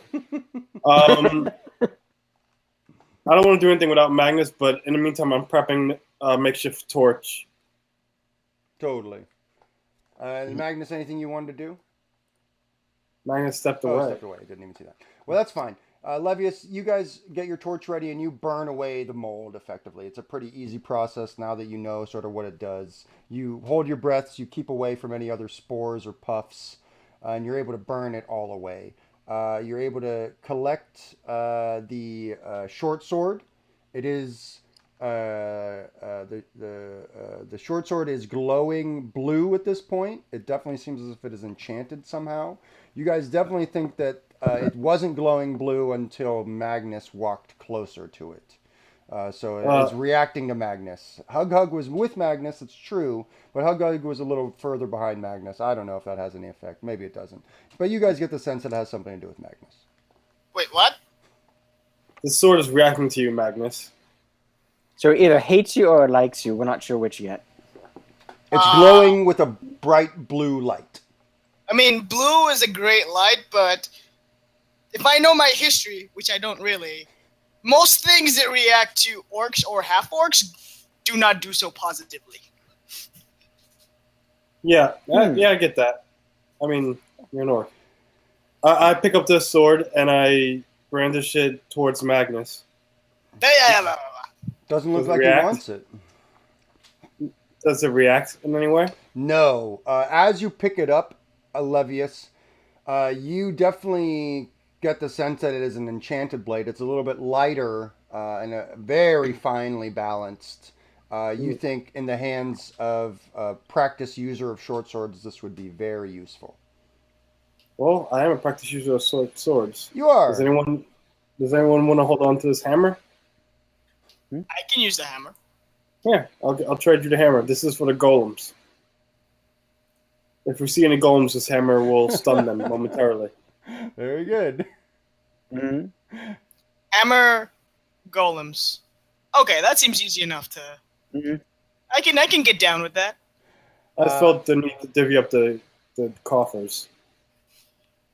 Cool. So Levius is handing Magnus the Warhammer. It is a +1/+1 Warhammer, a +1 attack, +1 damage Warhammer. You can attune yourself to it after a short rest, and you'll learn its special purpose, though you sort of been told what special purpose is already. It's for golems. Yes. Levius, same with you. You can attune to this weapon to learn its special purpose, but other than that, you get the sense that it is a +1/+1 short sword. Does anyone mind if we take an hour?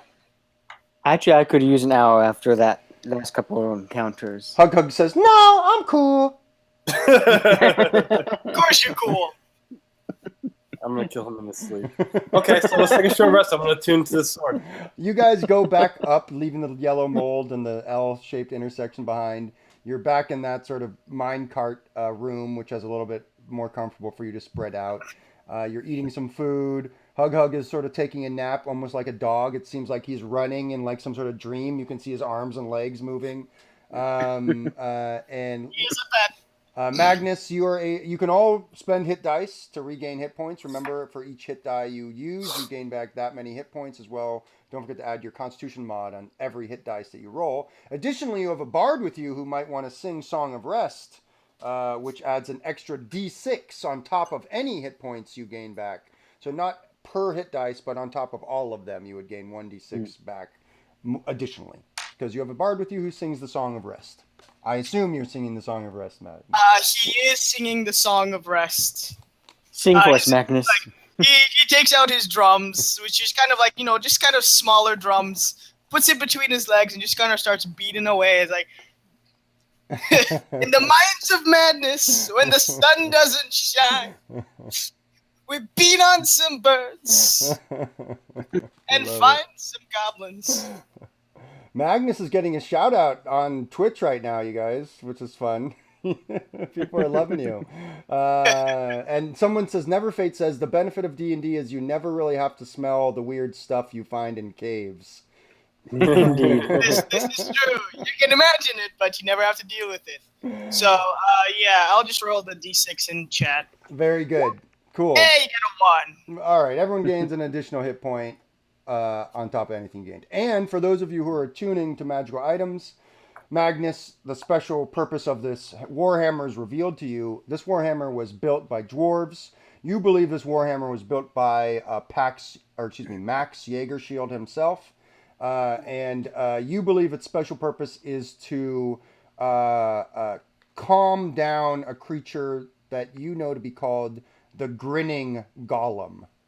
And in fact, maybe this picture on our stream has something to do with that. Who knows? Maybe not. Maybe. Who knows? At any rate, that's definitely the sense you're getting, is that this weapon was specifically created to stun the grinning golem when needs be. But you think it could stun any golem probably if it strikes them. Levius, the short sword that you have, you believe was crafted by elves of the Second Age. And they crafted it, who knows? It was probably more of like a war knife, but maybe some sort of halfling got it somehow. And it blows blue when orcs are around, and that's, when danger might be about as well. So it's constantly glowing blue. Unfortunately, I'm going to trigger it a lot of the time. It is constantly glowing blue because you have a half orc in your party. You get the sense that this blade was specifically built to slay orcs. Nice. This blade makes me feel very uncomfortable. Meaning that it is a +1/+1 blade that turns blue when orcs are within 60 feet of you. So it's more like an early warning system than that's sort of its extra enchantment, if you will. Well, that's great. And it's great because with her in the party, we have a source of light now. That's true. It is a constant source of light. One of many uses. Look at that. You guys take an hour long to rest. You regain your hit points. You feel refreshed. And the magic is known to you now. What would you like to do? I would like to go further down the corridor. Cool. There looks like there's two ways. You can go back the way you came and down the way, the T intersection, if you will, to the right, or go forward towards the exit that's out of this room on the other side of the entryway you came in. Okay. So the room with the halfling basically led to a dead end. Yes, you went down a mine shaft into an L intersection, found the halfling at the dead end of one of those L intersections. Both of them were dead ends. You went back up the mine shaft. You're in the room resting, and you can basically see there are two exits from that room. Okay. One that you came from and one that you haven't been down yet. Then let us traverse the untraversed path. Cool. Levius sort of leads the group forward, as it were, with the light out. Levius, you go 40 feet down, and you can see that the tunnel turns to your left. As it turns to the left, you find yourself immediately confronted with a T intersection where a corridor goes off to your left and goes off to your right. Ariat, you recognize this place. In fact, you recognize the puddle of nastiness that used to be the mimic that was a door that was here recently. You realize that you have been here before, and that this is where you fought the mimic with the other members of the party before you lost your way with them. They may have stumbled down another corridor, but you basically, at this T intersection, you think if you had left, that would take you back to the entryway, effectively. Okay. Because you've gone down that path before. You have noted before that the tunnels seem to shift in the Mines of Madness, so who knows? But that's what your sense is telling you right now. Okay. I'll get out my crowbar and make a mark on the exit way to the exit way path. Definitely. You make a mark with your crowbar there. Okay. Sweet. So we know I've been here before. So that puddle, that was the nasty door mimic. The way out is that way, and let's go this way. Yeah, let's go further in. Indeed, It's a nasty door puddle now. Indeed you do. You head to the right. It goes about 30 feet down and then turns to the left, and there's another sort of L intersection. Off to your left, as a straight away, it goes about 60 feet. You are very 100% sure, Ariat, that is where the murder ball is. You're very sure that is where the murder ball is.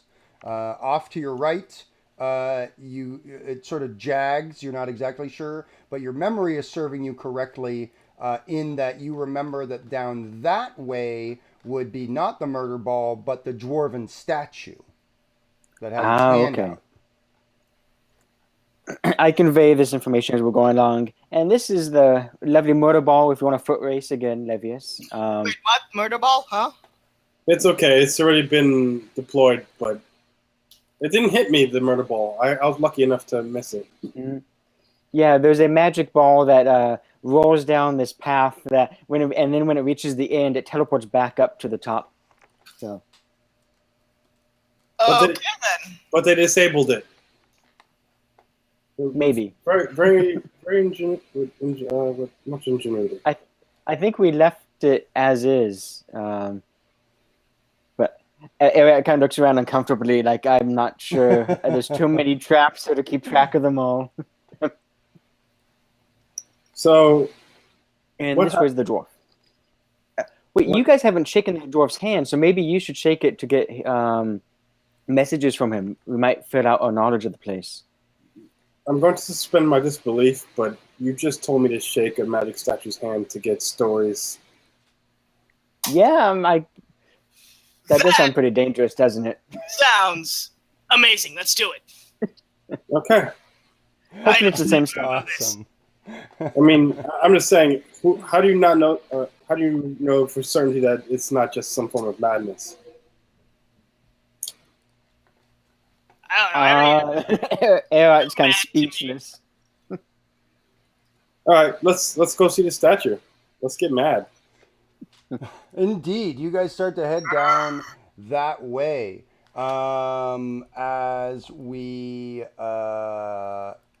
the corridor basically continues to be the rough-hewn stone of the tunnels that you're so familiar with. As you're moving forward, off on the tunnel sort of jags left and right a few times, but you can definitely see that off to your right it looks to you like there are two mine shafts, and they both have names that are carved above them. The one that is closest to you as you're sort of coming down looks to be with the name Valnorn, Valnorn, Valnorn. The other name is Torcha, Torcha, Torcha. And you can definitely make a history check on both those names, Magnus, if you'd like to. I will certainly try. Please do. Torture sounds like the kind of name Magnus would know. Indeed. And that is a 21. Nice. Valnorn and Torcha you know to be twinned dwarven queens. They are both warriors, and from the legends that you know of these twin dwarven queens, they were renowned for their ability at slaying giants, not dwarves, slaying I was like, giants. whoa! So they're dwarf slayers. They killed their own. No, they were giant slayers. Yeah, that's that is their fame. They are known to be famous giant slayers. The twin queens, Valnorn and Torcha. That absolutely sounds like something Magnus would pay attention to. Indeed. And your memory coming back even more to you, Ariat, you remember that down these mine shafts was where you originally ran into the monsters that ate metal. Okay. But I you also killed them convey all. that You information. killed them all, so they might not be there anymore. Yeah. Down there, that's where we exterminated those metal-eating monsters. You killed them. You didn't say that part. Oh, Yeah, you meant it then. oh, sorry. Yeah, we killed them. Eric's kind of, yeah, guys. Oh, yeah. I'm not making this up. Totally not making it up. It's all true. I swear. Hug's like, Eric looks at Hug. Hey, it's real. We did kill them. this is real. I'm not crazy. I swear. I'm not mad. Yeah. So let's find your statue. Indeed. Okay. You guys continue ahead along the corridor, and you can see that there is an exit about 40 feet after where the shafts are. You can see that here the walls of the circular chamber that you're sort of coming into are painted with a faded mural of, it's not even that faded, honestly, because it doesn't really get weathered down here, but it looks old, it's cracked. A mural of marching dwarf miners. The dwarves continue their march down a curved staircase that's hewn from solid rock off to your right.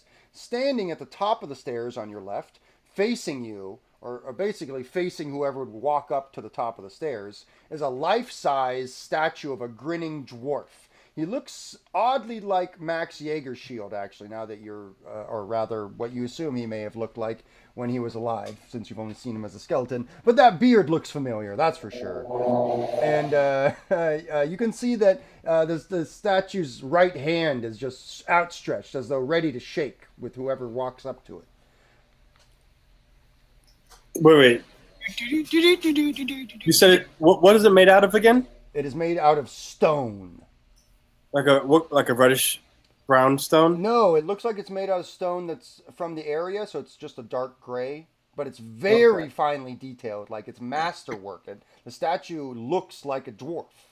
You would almost think you could almost think it may be a petrified dwarf, possibly. I go up and I shake his hand. Indeed you do. Please roll a D100 for me. But before you do, can you please tell me what your alignment is?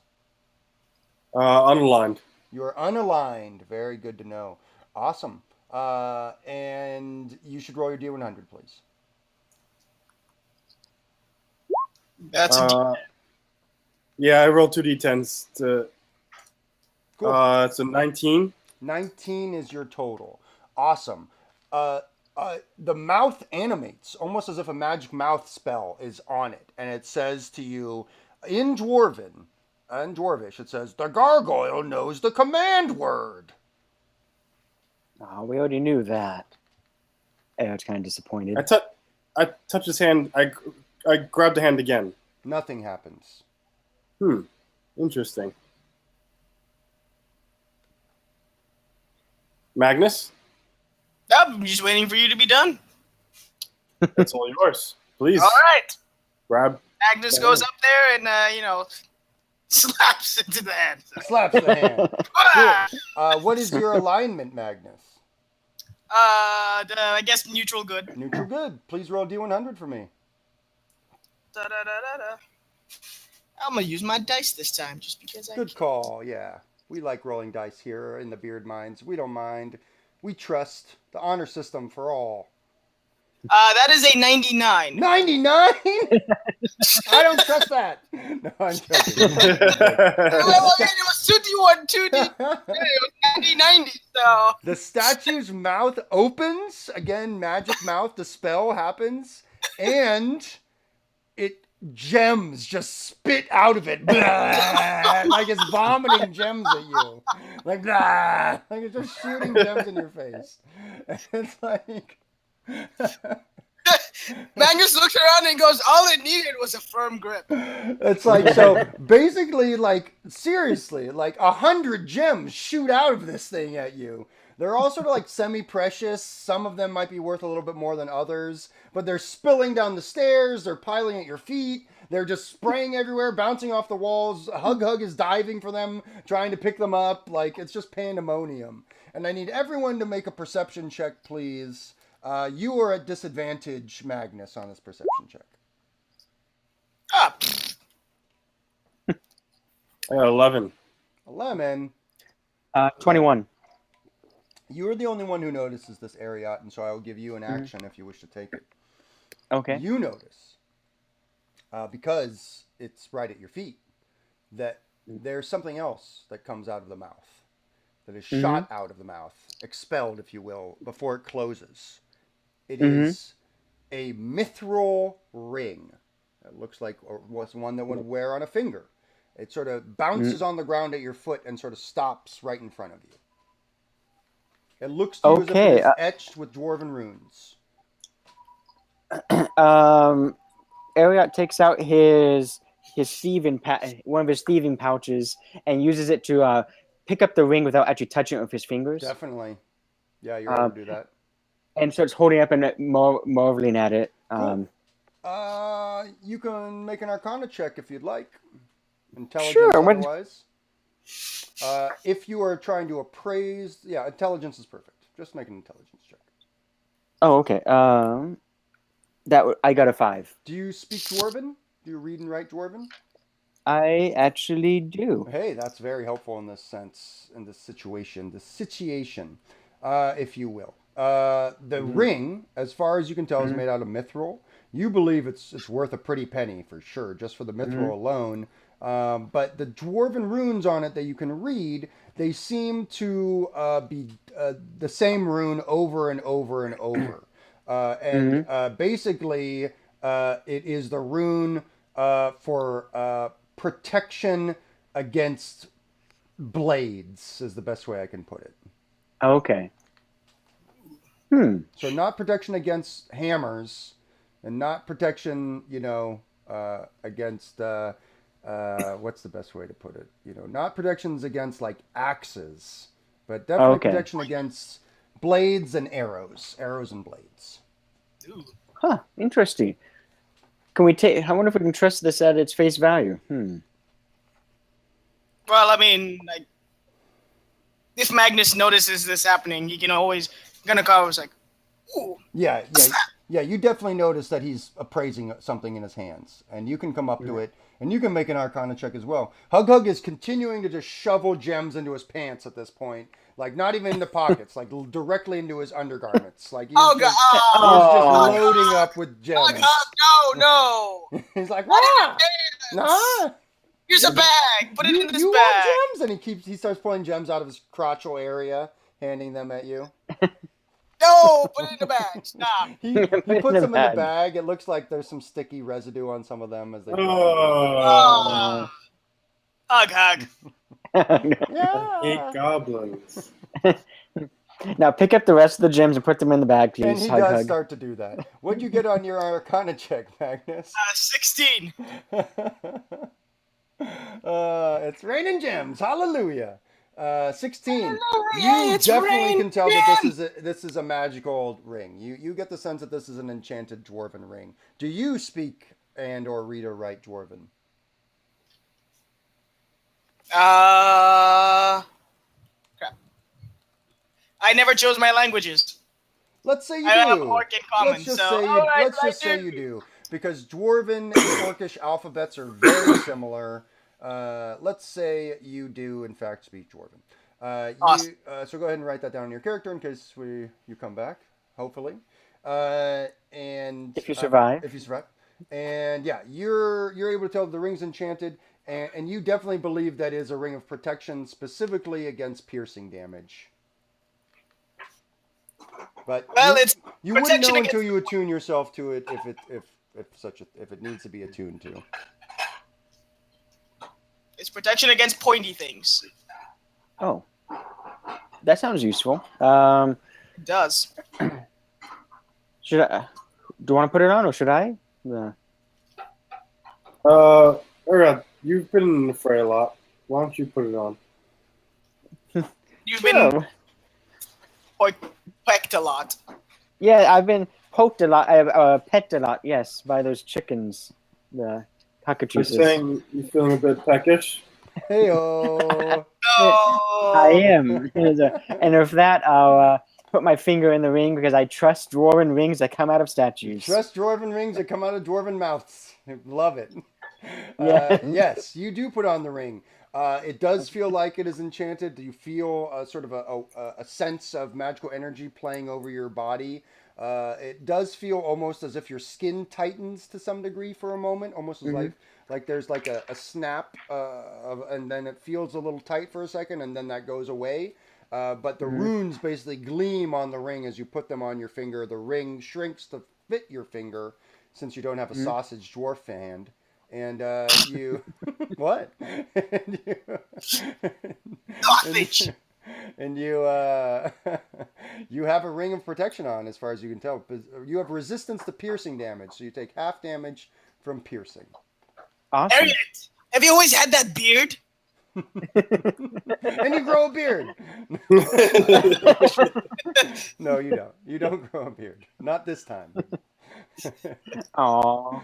And so, Instantly grow dwarf. but yeah, you definitely think that for whatever reason, Magnus had a real good effect on this dwarven statue. Wow. I told you, it's all in the way you shake a hand, man. Wish we had it here last Get in time. there, just, Awesome. And that you guys see Sweet. stairs going downward. That is the only exit from the circular room with the murals of the dwarves marching down. It looks like they're dwarven miners marching down. So down below there was a door there, but we didn't get it open. Indeed. You remember something that your group the last time ran away from. Not in a bad way per se, but you do remember below, at the end of the corridor, is a plain stone door, above which is carved an ornate bas-relief depicting a grinning dwarf's face. And that is the door you did not go through the last time you were here. Yep, we were thinking it might involve a command word or another secret or something. Maybe the gargoyle's command word would let us in or something like that. You know, So we said, there's basically a corkscrewing staircase that's very well hewn from the stone that goes down to this corridor. Basically, it's definitely deep in the mine. You guys are pretty deep in the mine as far as you can tell. You've corkscrewed down a few different ways. Excuse me, I take that back. You get the sense you're still in the upper levels of the mine. You haven't descended to the deeper levels, but you're pretty far in, if that makes any sense. So we might need. You tried to pick the locks. It sounds like your group is going down the stairs. Is that right? Yeah. Cool. Okay. So the stairs, effectively, they have the dwarves. The dwarven mural continues to follow you down the stairs. Like the dwarves are literally, well, depicted, as it were, literally depicted, as if they are walking down the stairs.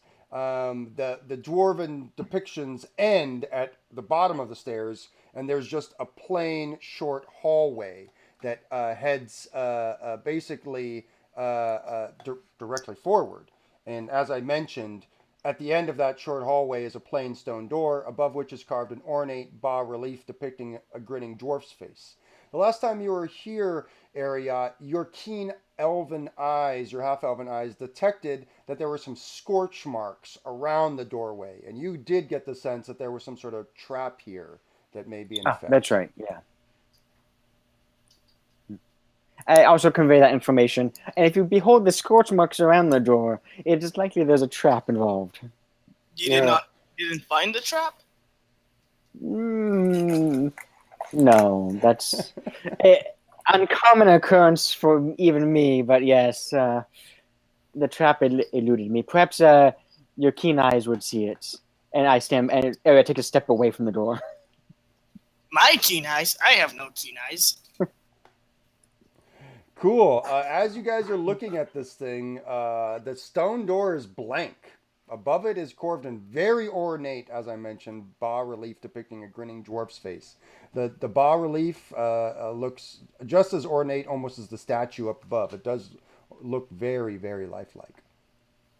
I searched the relief itself to see if there's any like moving parts. It's tough to get up there since it's it's about 8 feet tall, but you can get your hands up there, and you should make an investigations check. Yeah, Magnus will boost them up. Oh, cool. Yep. The mural ended at the bottom of the staircases, so there are no marching dwarves here along the sides of this corridor you're in. The stone door is plain. It has a handle and hinges that are on this side, so it pulls towards you. As that's all that you can tell so far just by looking at it. But you are investigating the bas-relief, and what did you get? 13. 13. You don't detect anything secret about it, but you do definitely get the sense that this is not here just for decoration. You get the sense that this is trying to signify something. Maybe it's some sort of message. You're not sure. But you think that this had some sort of significance to the dwarves that put it here and the dwarves that saw it every day as they went to go mine. Is there any way opening the door? It's Yeah, obvious. as far as you can tell, it doesn't look like there's any locks on it. It's a plain stone door. It has like just a not even a knob. It doesn't like you turn anything. It just has like a handle that you pull because the hinges are on this side, so you pull it towards you. Okay. Cool. What do you think, Magnus? Ariad seems to be scared of this door. Well, I mean, scorch marks are things to be afraid of. Does there seem anything magical about the place? Like, very similar to the carved runes anywhere on the dwarf or You see no carved around? runes. No. No. You don't. There's Hmm. nothing that jumps out at you as magical. If you had to detect magic, maybe that would be more helpful. But as far as you can see, there's nothing magical that jumps right out at you. Well then, Yeah. who wants to volunteer? By this time, the last time we played in the dungeon, the last group had really been fucked up a lot, so they were really scared of things. Oh. We can't hear you, Scott, but I wish we could hear you lament.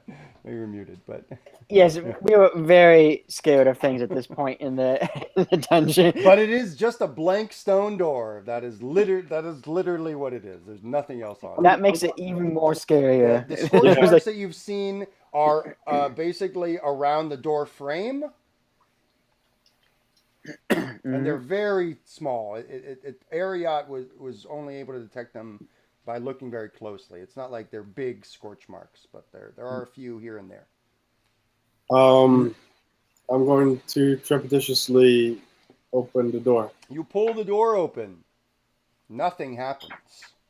Looking through the door, you can see ahead of you is a huge room. It's a circular room, it almost looks like a sphere. Beyond the door is a landing with a short flight of stone steps that lead down to the floor of this circular room. It has smooth walls and, as far as you can tell, about a 20-foot high ceiling from the floor that's below the landing. You can see that colored stone tiles are set into the floor and form an abstract pattern, sort of like diamonds. And resting in the middle of the room is a brightly glowing gem as big as a fist. Lying next to it is a humanoid skeleton clad in golden chainmail with one bony hand reaching for the gem. A short sword and a shield rest nearby.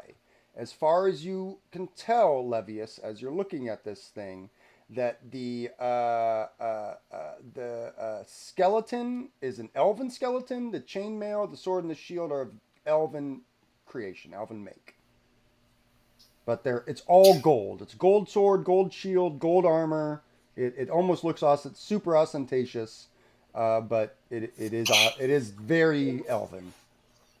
One question. Yeah. Is there a handle on the inside of the door? No. There's no handle on the inside of the door. It looks like you just Let's just prop this door. Yeah. Eric breaks out some pitons and hammers them in at an angle to keep the door from shutting. Okay, yeah, you hammer the pitons in. Very good. What else can you tell me about the statue? Statue. You mean the dwarf, the bas relief? What are you talking about? Which statue? Oh, you didn't say there's a statue in this room? No.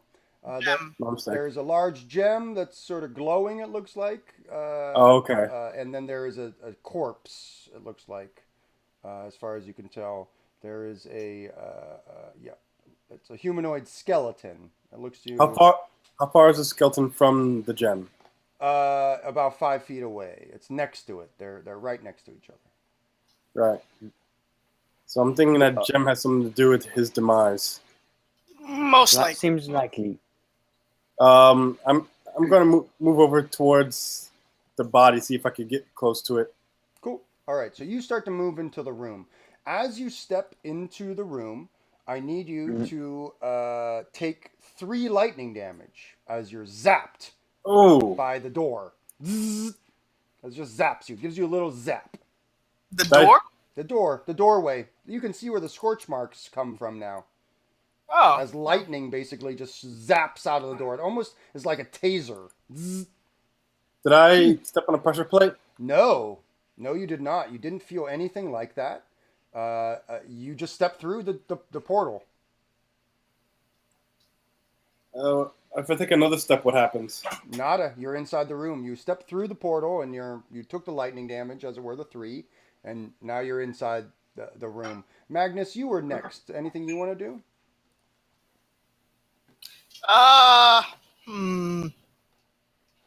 Magnus is just kind of very paranoid right now with the door closing. Cool. Yeah, the pythons are definitely in place. As far as you can see. Additionally, you can all see that across the room on the other side is another stairs that lead up to another landing and another door on the exact opposite side of the circular spherical room than you. Anything you want to do, Ariad? Hug is hanging on to Magnus's leg at this point. Without stepping through the door, now that it's open, using that as a vantage point, can I look around the door frame and see anything that might be activating the trap, or does it look to be purely magical? You think it's purely magical. When he stepped through, the lightning happened, and you caught a glimpse of the bas relief, the dwarven face. The eyes lit up a little bit as well with electricity. I see. And that bas relief is grinning as widely as it can. Super big smile. Is there anything like in the mouth area of the bas relief? Or check out the it was bas relief? investigated quite thoroughly by Levius earlier, and he found nothing. Okay. Then I'm going to put a shit-eating grin on my face and step on through. You step through, nothing happens. Hey guys, got a smile when you step through, maybe. Or Levius just took out the charge. Maybe, but I believe in happiness. Magnus will smile and step through and tells Hug, smile. Hug smiles too, big grin. And you both step through with these big ass grins, shit-eating grins on your face. No magic, nothing happens. It seems the dwarves are very strict when it comes to being happy. Whistle while you go to work. Or else. Okay.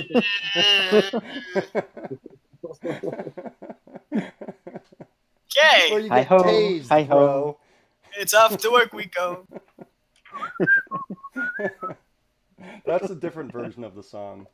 Awesome. So you have all now walked into the circular room. As I mentioned, the room itself is pretty large. It is 50 feet across, so it's a 50-foot both ways. It's a diameter, as it were. So it's a sphere. So it's about the skeleton and the glowing gem are both about 25 feet away from you. They're in the middle of the room. Oh, in the middle. Yes, they're in the exact middle of the room. Levius, what would you like to do? I start making my way slowly towards the body. Cool, you totally do. Ariat, anything you want to do? Yeah, going down the stairs to the floor of the room, I want to look for traps and other secret compartments of it, and then make a circle around the room rather than going towards the center. You got it. Just go ahead and make your perception check, and please have advantage on this roll because I'm giving it to you. What are you doing, Magnus? If anything? Magnus is going to approach the body. He's very curious as to what might have killed. Totally. So he's a person. If there's scorch marks around, or broken bones, etc. Totally. Good call. All right. As you're walking forward, Magnus and Levius, you can both see that the sword and shield, the golden sword and shield, they look like they are bent and broken, like they're poorly maintained. It doesn't look like they are very good weapons at all. But oddly enough, the chainmail that the elven skeleton is wearing is immaculate and beautiful. It seems as if it could withstand many blows still. The skeleton also seems to have a small pouch on its sort of rotten belt as you guys are moving towards it.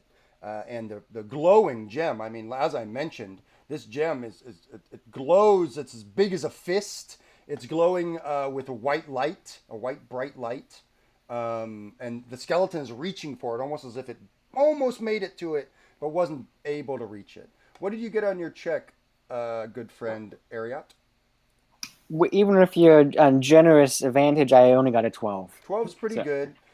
You don't recognize any traps or any secrets or anything like that in here. But what you do notice is something odd. When you look up, you can tell that the ceiling, nowhere else in the spherical room, the ceiling, though, is perforated with tiny holes, each no more than an inch in diameter. And you're sort of getting closer to the body, Levius and Magnus. Levius, are you heading towards the body or the gem?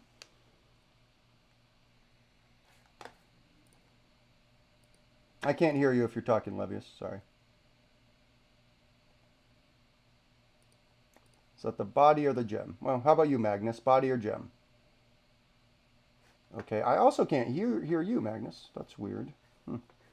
I will try and figure my shit out. Maybe I'm having a problem. Anyways. Yeah, I can't hear any of you guys. Brutal. Brutal. I'm just gonna reload. Hopefully that'll work. Sorry, everybody. Again, it's been an interesting test. Very interesting test this time around. Hello?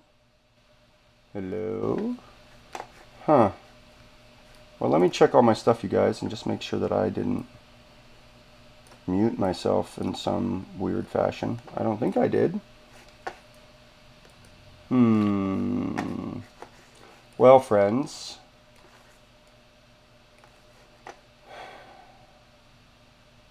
Yeah. We're having some sound troubles, unfortunately.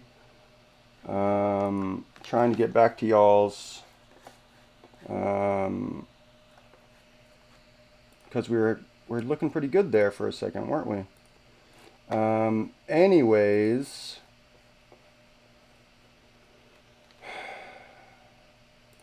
Frustrating, that's for sure.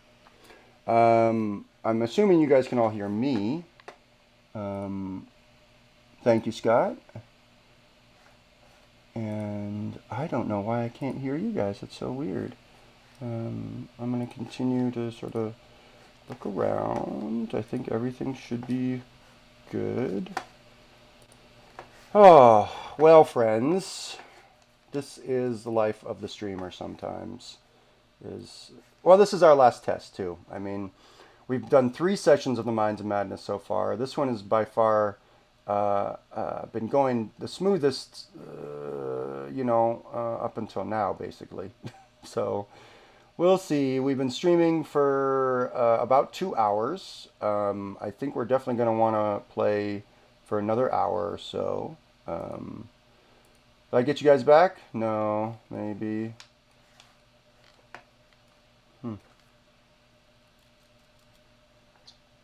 Hello?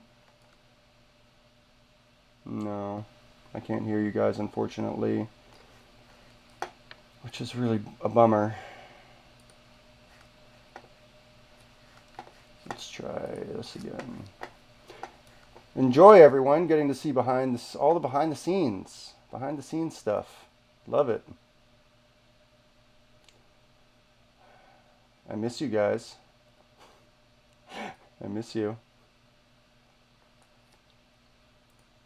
Yeah, I heart you too. I heart you all over the place. So we're having some technical difficulties. I am. Let's not kid ourselves here. I'm having technical difficulties. Let's see.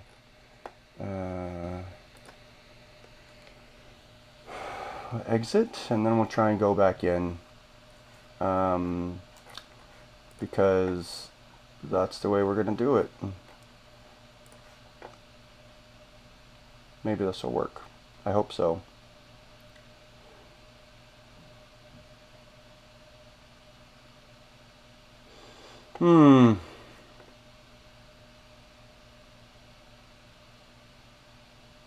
Brutal, everybody. Super brutal. Hello? No? I'm having a horrible snafu here, and I don't know what to do.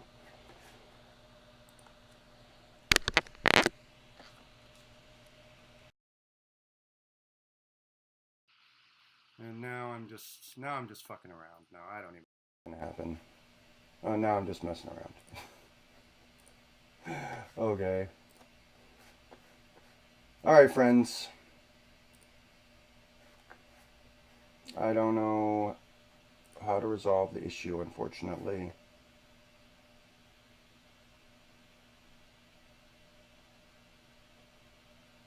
So,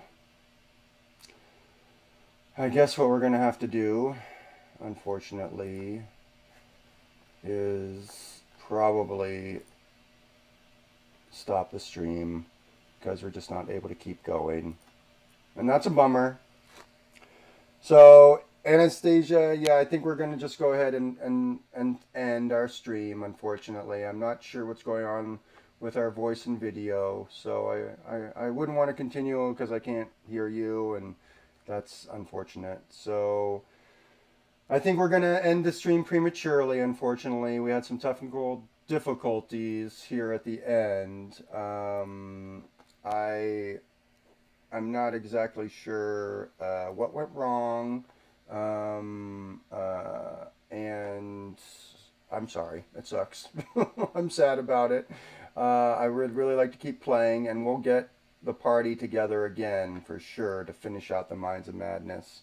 But unfortunately, I think at this point, I'm going to have to let everyone go and we're going to end the stream. So we'll say goodbye. Thanks, everybody, for watching here on the Beard Minds. Thank you, Ariat. Thank you, Magnus. Thank you, Levius, wherever you are. Thank you, Scott. Thank you, Anastasia. I love you guys. And we'll have you back on for sure for our next stream where we complete the Minds of Madness. Have a good night, everybody. And we'll catch up with you later. Thanks, everybody. Peace, peace, peace, peace. Later. Bye, bye, bye, bye.